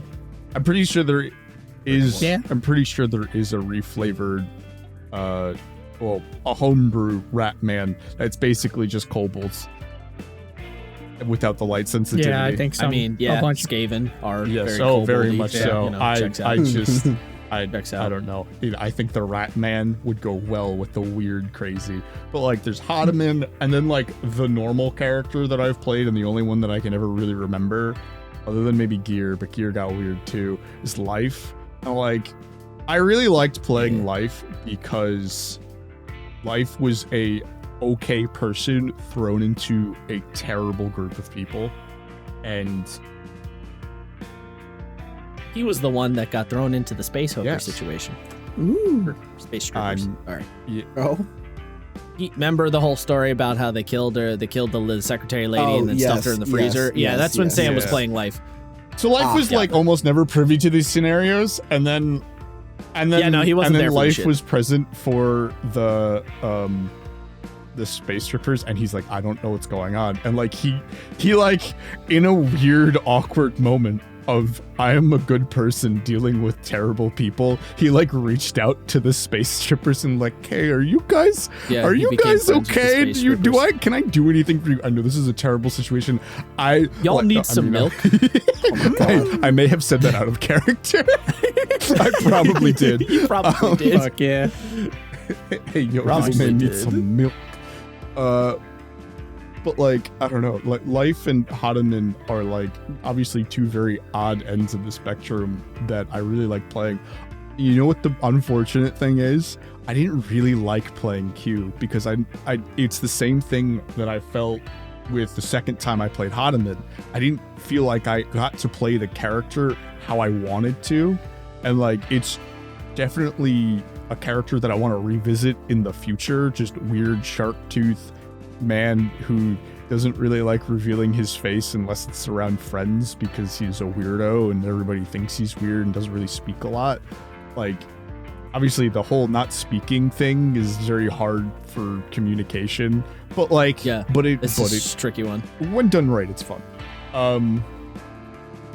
Also, the not speaking thing definitely is harder via online play. Like in person, it's easier because you can literally do what your character would do in response. Now we have So like you can nod your head as opposed to saying my character nods his head in response. Yeah. You know, Yeah. like that kind It's of a thing. bit awkward. that being said, that I do. helps. You know, we have camera stuff now, so I'm like, whatever. Yeah, but even with cameras, you miss it a lot of Hey. the time because you only have so much of the I mean, like you don't yeah, always pick I mean, up the way that I motion. have it set up is I usually have the cameras in front of me, and then the actual app that we use, like Roll20, on one side, and then notes on the other. I Yeah, have I three mean, I do monitors too, but I though, still so miss like it sometimes. that's I'm You do have 3 I'm monitors. a different kind of breed. It's really bad. I can't go back to 2 now. I've had 3 for so long. Going back to 2 is actually painful. I miss when I had 4 monitors. I wish I Crack had 4 addict. monitors. I could go for 5 actually, and then be happy. But like, What the fuck? oh, you have no idea. I have an organization system for my monitors. Matt, we can't I get will into this literally right go on now. for hours about how much I love having more monitor space. But anyways, so like those 2 are my favorite characters that I've played as a player. But then there are the characters that I have made as NPCs. Shandul being the penultimate one. Truly the greatest. Truly my greatest creation. He will be forever with everybody who has ever met him. You can say his name to any of my players and they will go, I hate you. Oh Everyone god. knows the I- legend so- of Shandul. It's really funny that you brought up Uncle Death because I usually when I have to roleplay against Shandul, I will often pull up a picture of Uncle Death and be like, this fucking Yeah. guy. Well, I mean, That do is- you remember yeah. do you Yeah, remember he the does have that picture that I energy. used for his token when we were playing Avernus? It was basically Uncle Yes. Death. Yeah. It was the Radlich. Yeah. I will. Another thing I was gonna say about your something I've noticed with your The old character, names. Sam, and I don't know if this is a conscious decision or not, but I have noticed that you often play characters who are not the center of attention. Like you often play characters who are like, I'm here doing the thing. Everyone else is like being crazy and shit, and I'm just kind of like here backing the homies up. Like you don't generally are like, you're not the leader or like the pro tag or like the person trying to take charge. You're always like the character. You're like the fucking like who's a good like cultural. I can't think of like. I was gonna say Watson. Kinda, yeah, yes. Actually, Alfred's a good one. You're very Alfred. A lot of your characters very Alfred, where it's like, yeah, this motherfucker over here is like Batman and Robin, and they're all doing their thing, but like, Alfred's always here for the backup if you need him. You know what I'm saying? Ralfred? Alfred's ready to throw hands. Alfred. Oh no. That's Matt's new character. I mean, yeah. Alfred. I don't know. Yeah, another Yeah, Mal. yeah. Malfred. No, Matt would Malfred. make No, Malfred. Malfred. I'm not gonna lie, Oh my I God, almost did that stop. with Murad. That's nice. I'm glad this Because happened. originally I was like, what if I was a Malfred Nosferatu von butler? Marovich. Oh god. Oh, God damn it. Anyways. But yeah, I don't know if you do that on purpose, Sam, but I have noticed you do that a lot. You know, that kind of comes down to the whole a lot of the time I'm like, my character really wouldn't say much in this scenario, and I kind of just take a back seat because like what me as a player, I end up playing more characters that are interested in either everything that makes the world tick or something specific that makes the world tick, or they just don't care. They're just along for the ride, like Ottoman. Ottoman was there for the ride.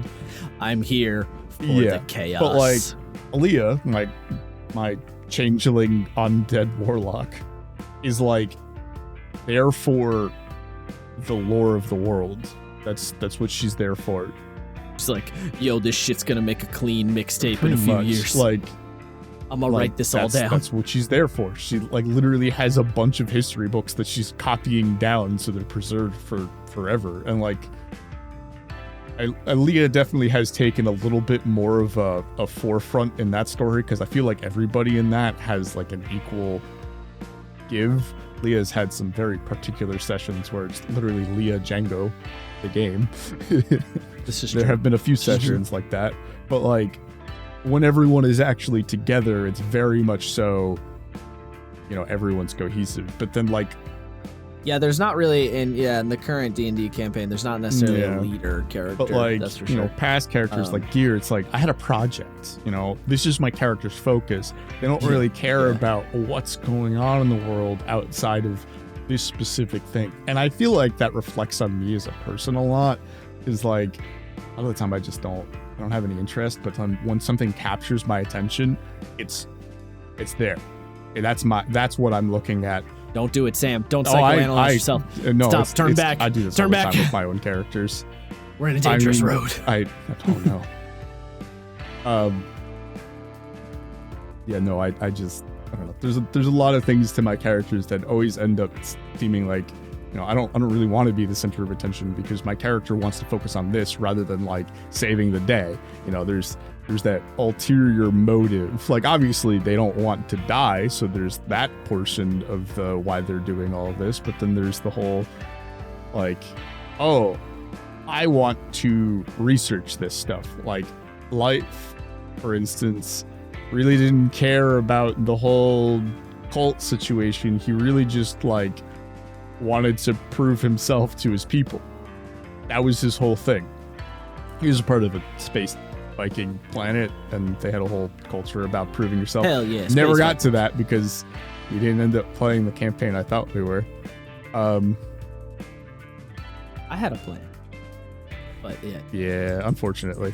I mean, you dropped the bait, and I was like, you know I'm gonna take it. Like, you don't even need to give me bait. Just send me an email. Yeah. Like, just hand it to me full sale. I will buy it from you. Yeah. I mean, I don't generally worry. Like, I'm of like players I've had. I don't generally. Usually, if I drop the bait, I've had good luck with players taking it. So I know you will. I know Isaiah will. Like most of the time, like, yeah, we're just gonna throw this out here. There are times where I'm like, where I thought the bait would be more effective than it is, but like, as long as I get something out of it. I mean, That's how I look at I'm like I said, I have two character types. I have literal chaos incarnate. Hello, Hotaman. I miss you dearly. And then like, I have a very specific goal, and if you give me anything that has, well, I say specifically, this is kind of vague, in terms of scope. If you give me anything that has to do with this, I will literally do it. I don't care about the losses. I will do it. So, you know, you just hand me that little bit of bait and like, oh, you know, there might be a holy artifact in this location that's really important to this. I'll be like, All right, like, cool, yeah, we're doing okay. I don't care. I'll convince the other three somehow. it. I'll make it work. Don't worry. about it. Don't you worry. I'd be like, oh, eyebrow up. Yeah, no, I feel like me with bait is like, I don't care. I got you, Chief. You've already piqued my interest with things in this character. It's like, okay, this is what my character loves. I love this too. You know, I try to get really into my characters as well versus like, you know. Yeah, see, I have that. That's where I run into a problem. Oh. Don't get into my characters an Yeah, awful lot of the time. Although I am weirdly invested in my vampire character, which is strange immerse because myself. literally one session. But I like to dip myself into the juices of my character. You know, just immerse myself. Why did you say it that It's way? cursed. Yeah. you know, it's funny too. I will say something. Speaking of like making characters, I do think there is something to be said where setting, like what the setting is, can also sort of Definitely. shift and influence what shit you care about. Yeah, you know what I mean? 100%. Like, so like Vampire the Masquerade takes place, you know, now, right? Like that, or I mean, you can take place kind of whenever, but like generally most people play it in whatever like the current time of when the edition came out is. So like when we were making our vampire characters, I was like, oh, this is not relevant and isn't gonna matter, but I really like the idea that my character's like a big time Apple simp and she just really loves Apple shit or whatever. Like she just has all this Apple crap and she's like super like into their stuff. And I'm like, that's not a relevant like character note, but like I got kind of invested in that idea of her having a fucking rose gold MacBook Air and just sitting there like a prissy bitch, so clickety clacking away on that sucker, and then also breaking someone's arm 5 minutes later. Like, And I think it's interesting because making a character in a modern setting, because, you know, we're human beings in a modern universe.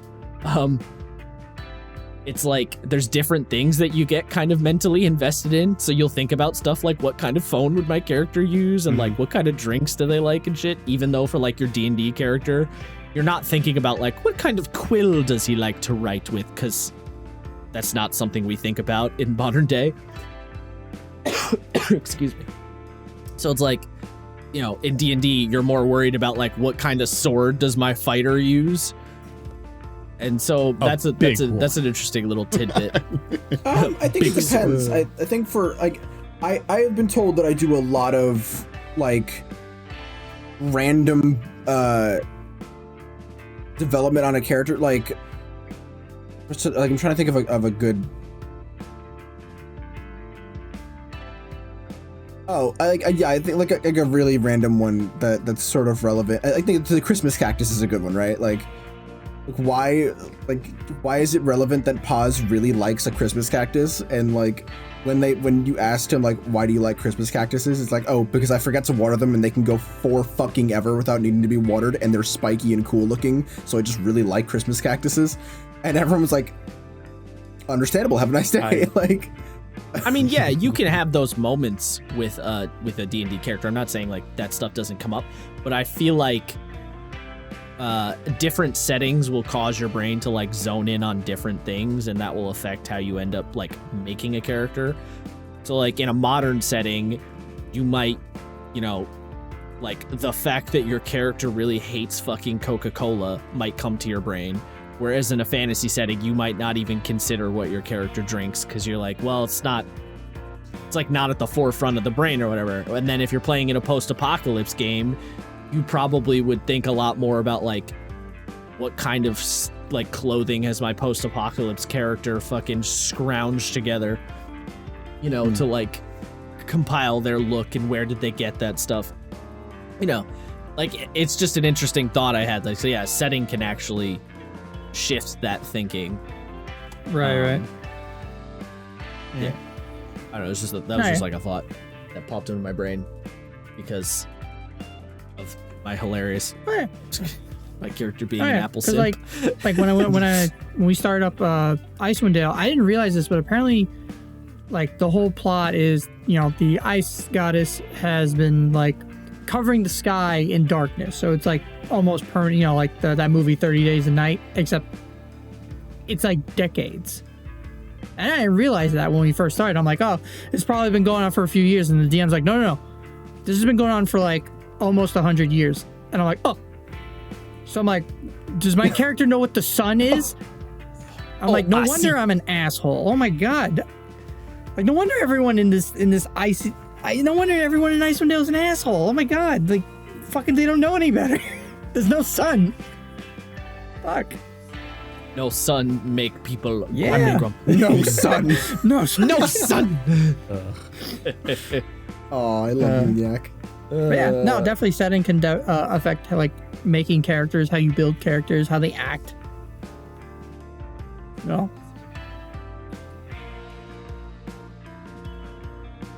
Focus on, yeah. Well, I'm mostly saying like all. Like it all. Yeah. Goes. Yeah. Because, you know, with like the difference between Shadowrun and like D&D for me is definitely the capabilities of what the character can do, because it's so wildly. God, I'm slipping back into the German. Wildly different than D&D. Yeah. Oh. Fucking. No. I'm trying not to. But stop. Cease. Anyways, they don't need to experience my terrible German accent. I took German for 4 years. Don't.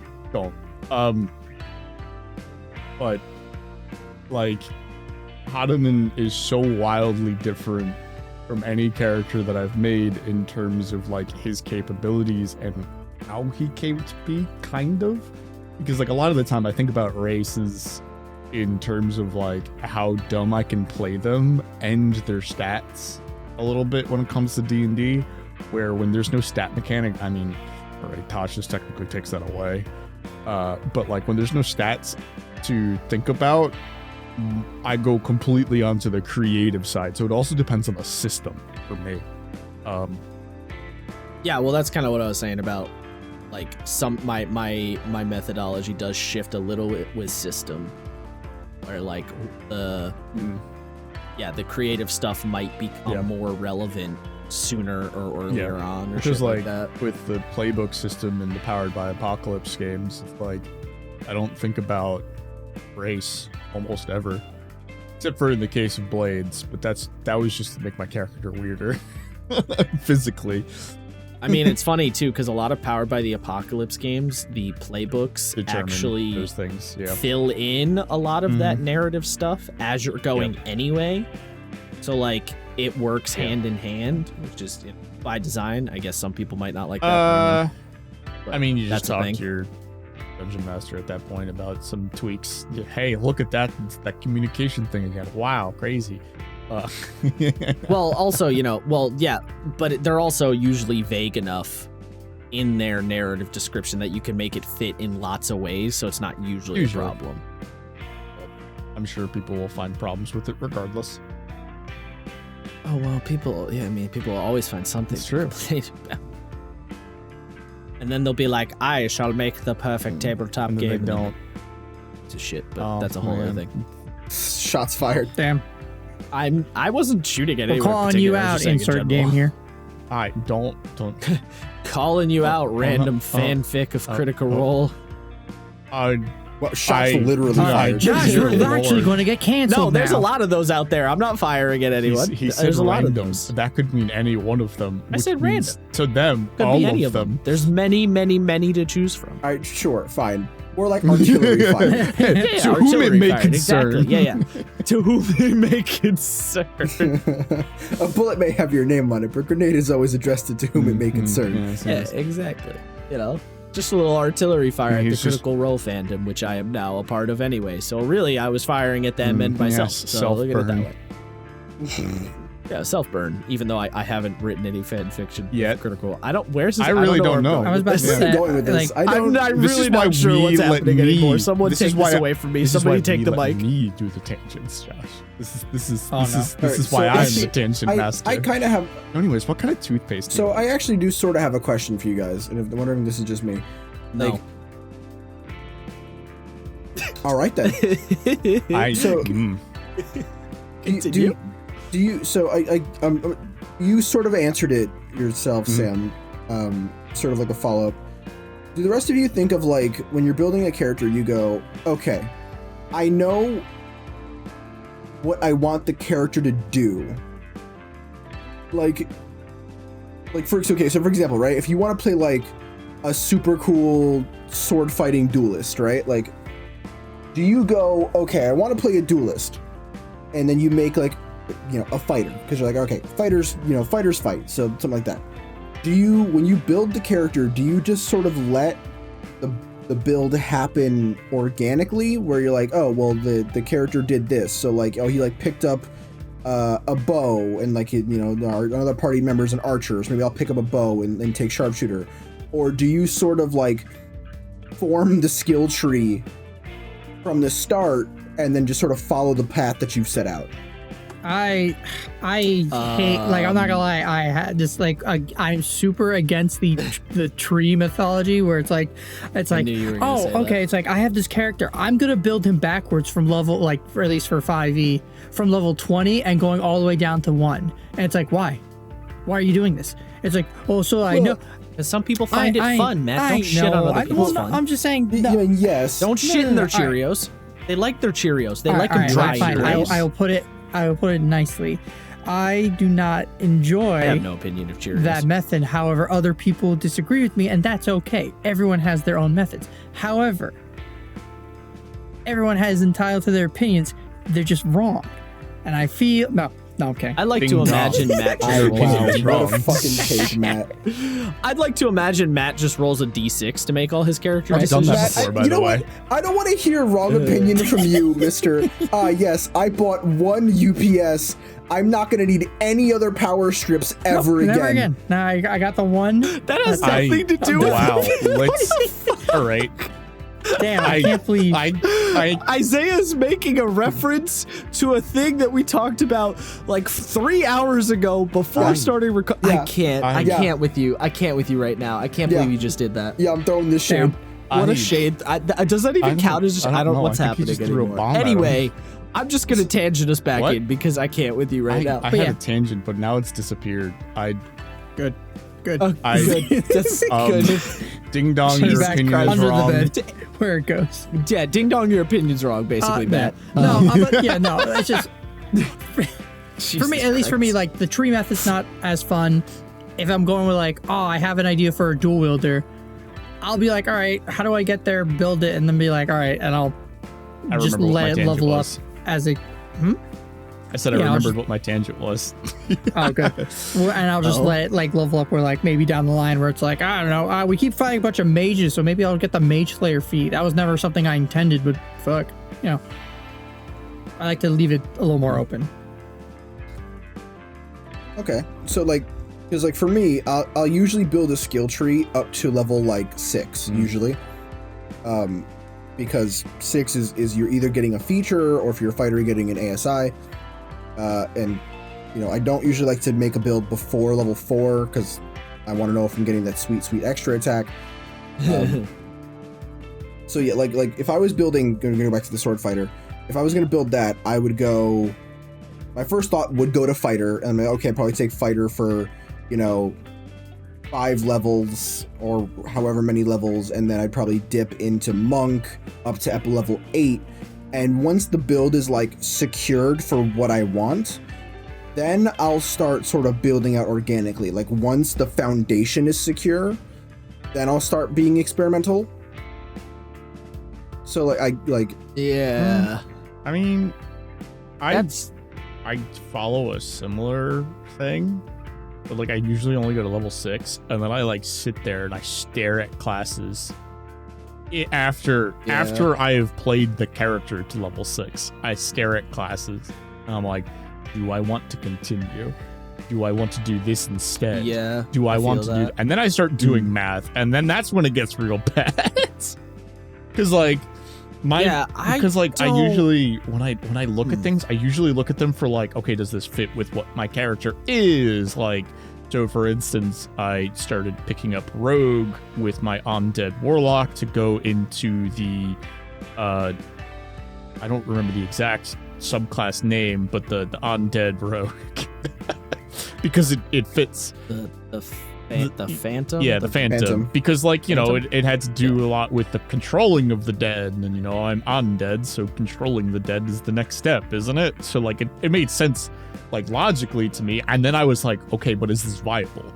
And then it was actually, it does technically more damage to a single target than like everything just put into Undead Warlock, which I thought was funny. But like, I that's kind of besides the point. So like I do the building kind of halfway through. Like I pick the one thing that I want my character to do, and then like if I think it lore wise they should branch out, I'll do it. Or if I see something else that's cool that fits, I'll do that. I don't know. Building to me is like kind of the middle ground, I guess. I don't know. Like, okay. I don't know. Yeah, I'm trying to think, cause like, and then there's Matingo. I guess usually, I definitely don't do the tree method because, I don't know, I don't have the attention span for that kind of shit. To be honest, I don't do that in video games either. Team anti-tree, high five, Josh. I mean, I think we're all kind of anti-tree. I mean, maybe I shouldn't say anti, but I don't think any of us really do that here. There's some video games sometimes where I kind of get into that mindset, but for the most part, I don't. Well, Path of Exile, you kind of have to. But that's a whole other thing. Sphere and grids. But yeah, I generally, like I said, I always start with mechanics. So I'll be like, I want to play a fighter who specializes, who is like, a fighter who uses rapiers, and then I'll start working my way there, and then I'll be like, I think I want to do Battle Master, and then I'll go into that, and then I'll sort of, I will make sure that my like, all right, can I do the thing that I want to do mechanically that I think is fun? Like I make sure my idea works. So for example, if I'd had an idea where I'm like, I want to play a gun wizard, but I don't want to do any homebrewing, obviously that's not going to work. Like I would look at that and be like, okay, well, this isn't going to jive.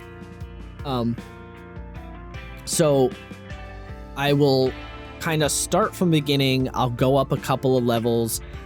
I don't plan ahead very much. Like if it's like, oh, we're starting at level 3, I'll be like, cool, I will plan into level 3. Like I don't necessarily I don't like plan all the way up to 6 or whatever. I will often look at the first and the second ability of a subclass to see if the subclass fits the fantasy that it's portraying. And in other games, I will look at other abilities. So like for example, the first one that came to mind was Samurai, which I know we shit on all the time.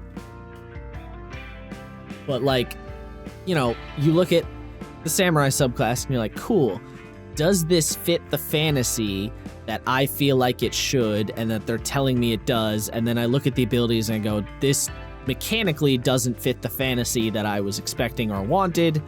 So no, I'm not going to go with that. So I usually will do that. Or like in a Powered by the Apocalypse game, I will look at what moves the playbook gets to be like, is this the kind of character I'm thinking of going with based on this list of moves? You know, stuff like that. Like with Vampire the Masquerade, I was like, which clan gives me the superpower to be fucking jacked? Oh, the Bruja? Cool, going with that. Because I really wanted to be super jacked, but also have vampire super speed, and that was the Bruja. So I was like, cool, guess my character's a Bruja. You know what this whole conversation has made me think about? Burning Wheel. The pen. Well, Burning Wheel, you kind of have to do the tree.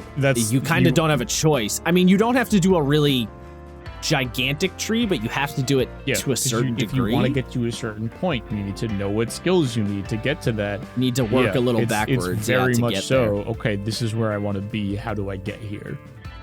You know. Yeah, how do I actually get to the and it's kind of weird. It's kind of the whole real life thing, because you're like, oh, I want to get to this point in my life. How do I get there? Okay, so I need to learn these things and then practice this and then do this. Hey, Sam, don't you get too existential about this. I'm not looking for a life lesson. Don't you do it. You want existential crisis, my guy? Don't you do it. No. I'll hold it for later. Bad, Sam. Well, yeah, Josh, so who's been your favorite characters like that you've played? Going back to the original question. Matt, how dare you ask me this? The mighty Kobold Bard. Yeah, Zigzax. that one was warrior and hero. I assume. Wielder of the blade of Avernus. Yeah, I know. Yeah, he was just. I think here's the thing. The reason Zigzax comes out on top for me, and he's an easy choice, is because I have a very simple metric to if I'm into a character or not. How long did it take me to get bored of this character? Mm-hmm. I literally never got bored of Zigzax. There was no point in that entire campaign was like, I think I'm done with Zigzax. I was playing that motherfucker the entire campaign. So he is an easy pick for #1 character. Now, granted, I have not been a player in many long campaigns because I often GM. So like my list of choices is much smaller. Yeah. That being said, Claws of the Quiet Wood definitely comes up as a close second from Curse of Strahd. R.I.P. my guy. Because I did have fun with him. I started being like, maybe I'm not liking him anymore, but then I also kind of picked up a second wave, and then he was brutally murdered, and I was like, well, that decision was made for me. I would apologize for that murder. It was entirely your fault. No. Just like no Ophelia no turned into a mute cube. R.I.P. Yeah. And I mean, another character who none of you guys are familiar with, but he's the one I was talking about before, was Angel, who was my medic, the medic character I played in Apocalypse World.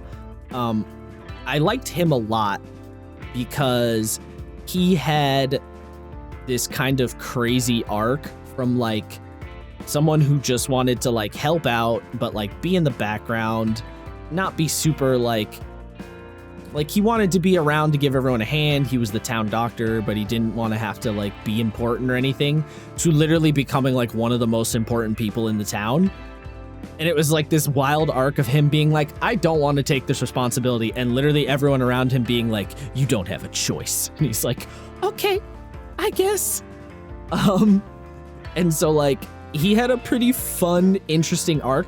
So he's actually, he might be second place. Yeah, I think he's probably my second place one. But there were points in that campaign where I was kind of like, I wish I was playing a different character. Like there were moments in that campaign where I felt like that, but then I came back around to parts that were fun again. So that was good. But Zigzax was just solid. It was just solid the whole way through. And then at the end, when I picked up the Blade of Avernus, I was like, this is the pinnacle. This is so perfect for his character in every single way, because the idea of him being the hero protagonist of the story in his mind is like the ultimate thing. Because he really wanted to write like a great epic poem. He wanted to write the fucking Iliad.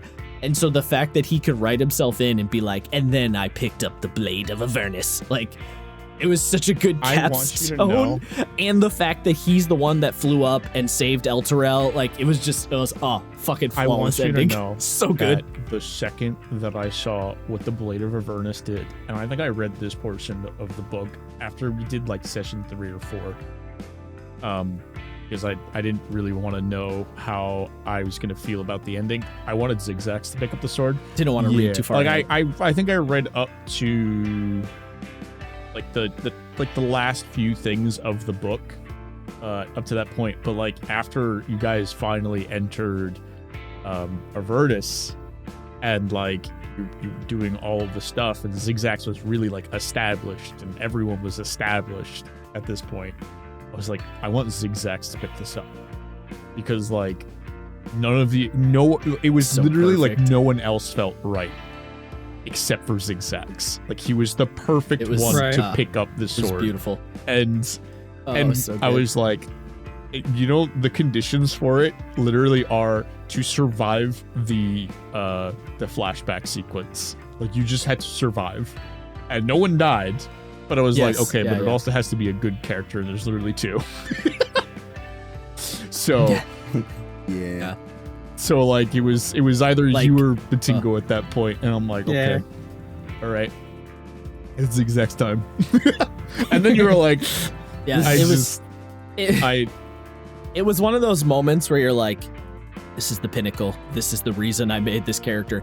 And the funny thing is though, I literally did not have, like, it was not a planned thing. But when it came up, I was like, wait, this is perfect. This is exactly what I need. Yeah. Like, this caps off the whole situation. That's exactly it. And then I was like, okay, so you pick up the sword. And I was like, Josh, what is Zigzax's ideal form? Yes. Fabio Dragonborn Zigzax. The chiseled god. That was I just so want to Photoshop good. like romance novel now, but it's like with a cobalt face in there. Leave the hair, leave the bod. Oh yeah. Oh, I have that drawing I made of Zigzag, so we could definitely do it.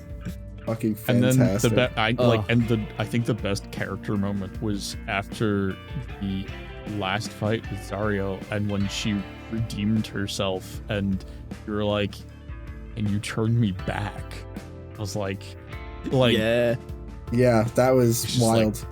Like, all right. Okay. This character has come full circle.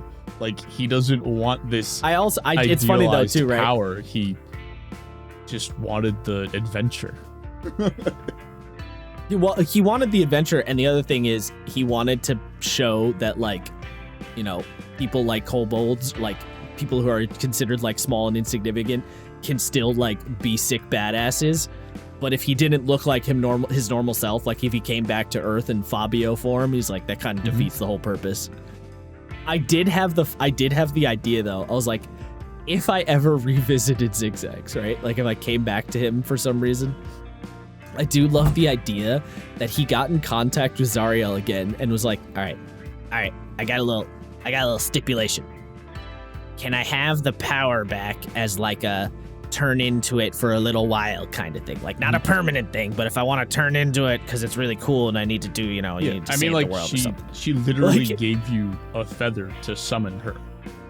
So like it's Yeah, 100% exactly. So possible. he summons her and he's like, all right, I've changed my mind slightly, just a let me little hold bit. this up for like a second, please. Just let me. I just want to borrow it, but like only for every once in a while. You know what I'm saying? I just want to borrow your sword all the time. Yeah. I just want to have the cool angel form like once in a while. Bless his heart. I was so sad when I found out that there was only one sword, like because it's like Zariel's sword shatters and becomes the Blade of Avernus. I really wanted there to be two swords because I had assumed that you'd get some cool powers, and I wanted there to be like Paz with the evil sword and someone with the good sword, and just be fucking Darth Vader and Luke for the rest of the game. And then I found out there was only one, and I was like, damn, that's a big sad homeboy. Yeah, I remember you talking about that. And then you made your own. Really, in the only epilogue, so it's disappointment. fine. True. The only disappointment with me picking up the Blade of Avernus was I didn't get to really use it on anyone. Yeah. Weapon wise.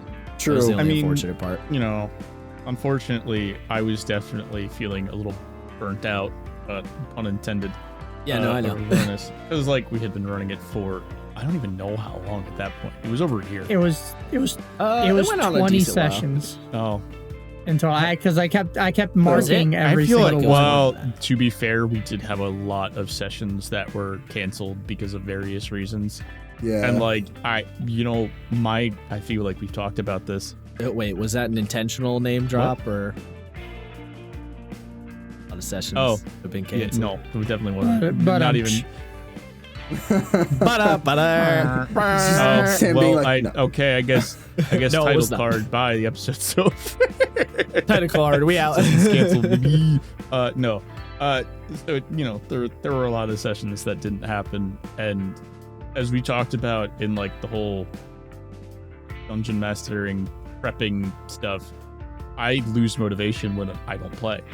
That's one of the big things that I have a problem Yeah, with. that shit's rough. So like having played 20 sessions, what felt like over a year and a half was like killer to my motivation to run the game, because like we'd have spurts. We'd play for like 3 sessions and then you'd disappear for like 2 months. So like that really put a damper on how much I wanted to do it. So like I feel bad, but that I also feel that pain. well, I'm not even gonna I lie. understand, because Sunday games happen however often they happen at this point.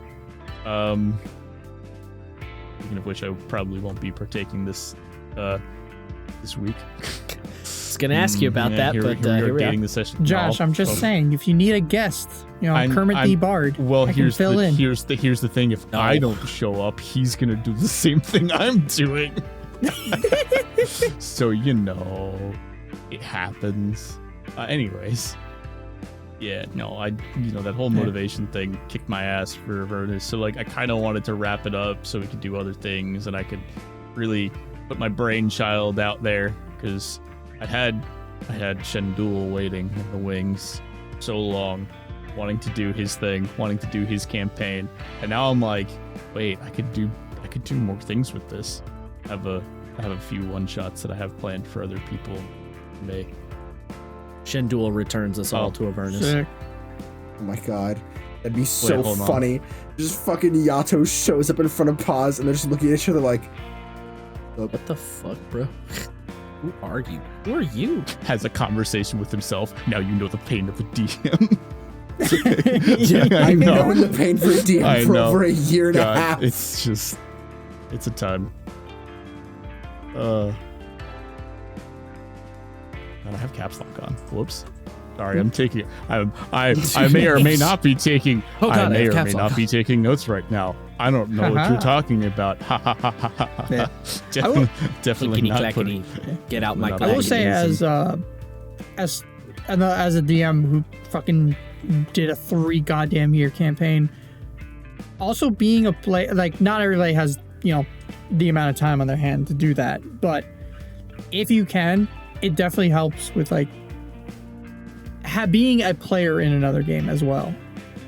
If you're running a game, it does help, like 100%. Yeah, Matt, I don't we've said this multiple times. This is going to have to be an entire episode dedicated to your fucking 3-year campaign because Certainly. I genuinely, I just don't. Maybe an after-hours special. How? Fucking how? I don't even know, Chief. I couldn't do It's it. gonna be me in nothing Like- but a red bathrobe, fucking smoking a peace pipe, and be like, "Hello, welcome to my Jesus trash fire." It's a mini series. Just him. You know, It's 5 episodes long. 5. 5, bro. Yeah, it Maybe might 10, be more I than don't that, know. Chief. I don't know. Just a I- smidge.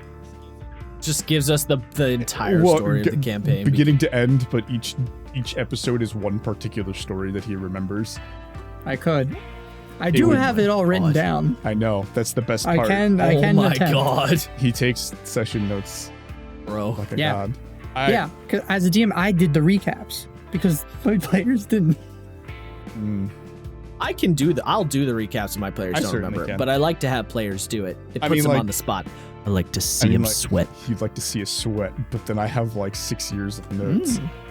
Juicy. Oh, Yes. I mean, like, for instance, like, oh god, I forgot how much note taking I take for like pre-session prep, but not afterwards. Like when I did the recap for y'all when we hadn't played in 2 whole months to give you the recap of the entirety of the campaign. That was good. I enjoyed that. What was this? I don't even remember this. This was the last time we played That was Academy. about 2 weeks ago or 3 weeks Oh, ago. yes, shit, was this the yes. session I missed? Yes, Damn this it. is I Yeah, can, yeah, it was. I'll give Hell you yeah, the brother. recap in private, my guy. Winky Hell face. yeah, dude. Ooh, Mm. private time with Danny DM. Yes. We've now gotten Of course. wildly Very off much so. topic at this point. Tangents, We tangents. absolutely have gotten tangents. wildly off topic. I guess that's an indicator to wrap it Mayhaps. up. I don't know. Yeah, I don't probably. know. I'm just thinking about how I've been wanting to create a rat man for the longest time. Ratman character. Hell yeah. Rats. All right, rats, so we know are what the rats. Sam's Oh, next it's character is so- going to be. it- Ratman. Yeah, Yeah, I was gonna say. So wait, you basically just want to make Icket Claw. That's Kind your of. next character. Who? kind of. Fucking hell. I- Icket is a character from Warhammer Fantasy. He's basically a Of mad course it genius is. rat man Ah, who's of course. claim to fame is making magical warp nukes yes. and just dropping them Oh. on people like a psycho. Oh, I see. Rat characters. Amazing. That's interesting. Interesting Fun time. or powerful. Well, Both? Real quick, I Matt, just might slight huh? tangent. I'm sorry. Just thinking back, I was listening to Sam play Total War at one point, and he was like, "And there goes my nuke, and there goes my slave army. Bye." Nice. Okay, all right. So nice. one of my favorite tactics is the rats is to make just a couple bait armies of just Skaven slaves and then putting an ambush unit right next to them, so the AI is just like, oh, that's a juicy slave army you got there, and they go to attack them and you go, LOL, Lamau. And you fucking destroy The Mao. Oh my god, Lord. and they just then they just Okay. die because you've ambushed them with an army full of Skavens that are well, I mean the slaves are you know, expendable, literally. That's one of their tags. But then you nuke them literally into nothingness. It's great. I love it. Yeah. Anyway, Canceled. I canceled? What? Why it's is because Sam session's canceled? canceled. The slaves, they're expendable. Canceled. Okay, listen. Oh, yeah. All right, fair enough. Skaven slaves specifically, all right? Come on. All right, look, Skaven aren't It's real. okay. It's They're fine. just ratmen. They're not people. They're just rats. They're not people. They literally Just eat each rats. other, okay? It's true. Oh, Matt, Matt, please. Yeah. Please Close us save me outta from here, my I own guess. suffering So- of my own Alright. creation. Yeah. I'll just end on, I guess, my favorite character has definitely been my lizard wizard from Storm King's Thunder. Ah, yes, Yes. the lizard. Nice. The It's lizard. It's not Matingo. Matingo is a close second. Matingo is super close second, but like I've been playing the lizard wizard for like 2 years now. He's got seniority. So he got a little seniority there. I see. Matingo is I definitely see. like definitely super close second. I'm sorry, I don't know that character. What, you want to say that again? Matinga? Yeah, there you go. Matingo! His catchphrase. You can't say his name. No, because right, it's yeah. His blasphemous. glorious catchphrase. His own name. His own name. It's like El Kabong, but Matingo. Matingo the Pokemon. yeah, Glorious. like great. But yeah, with that, thank you everybody for listening. Don't forget to like, comment, and subscribe, all that jazz. I don't know what's the normal podcast follow. thing. It's like follow us on all the socials. Just follow on the podcast Hit the like sites, button. the usuals. all that. Some Yeah. social Well, media. some of them have a like button, some of them have a follow. them- So like Apple Podcast has a rating system. They're all different. Upvote. Do the like. upvote, yeah. Whatever reply, the doot to do for the retweet. yes points is on the podcast like, platform you're listening on. Send us smile at fan. us. Light sub, up arrows, scoobily boop, magical finger awards. Send us I don't fan know. mail. Send us smoke signals. We accept all. It's all. There's nowhere to send fan Smoke mail. signals implies they know where we live. I mean, I guess I'll take a Wherever smoke you can signal. get the word Maybe I don't know. I don't know. What? That dude I needs some milk. need sleep You need and more some milk. Oh, tabletop okay. games. So, unfortunately, session's canceled. Everybody, have a good night. We- Yeah. No. No. Okay. All Yeah, right. sure, fine. Brett, put in the reverb. Close it out. Do it now. Close it out. All right, bye everybody.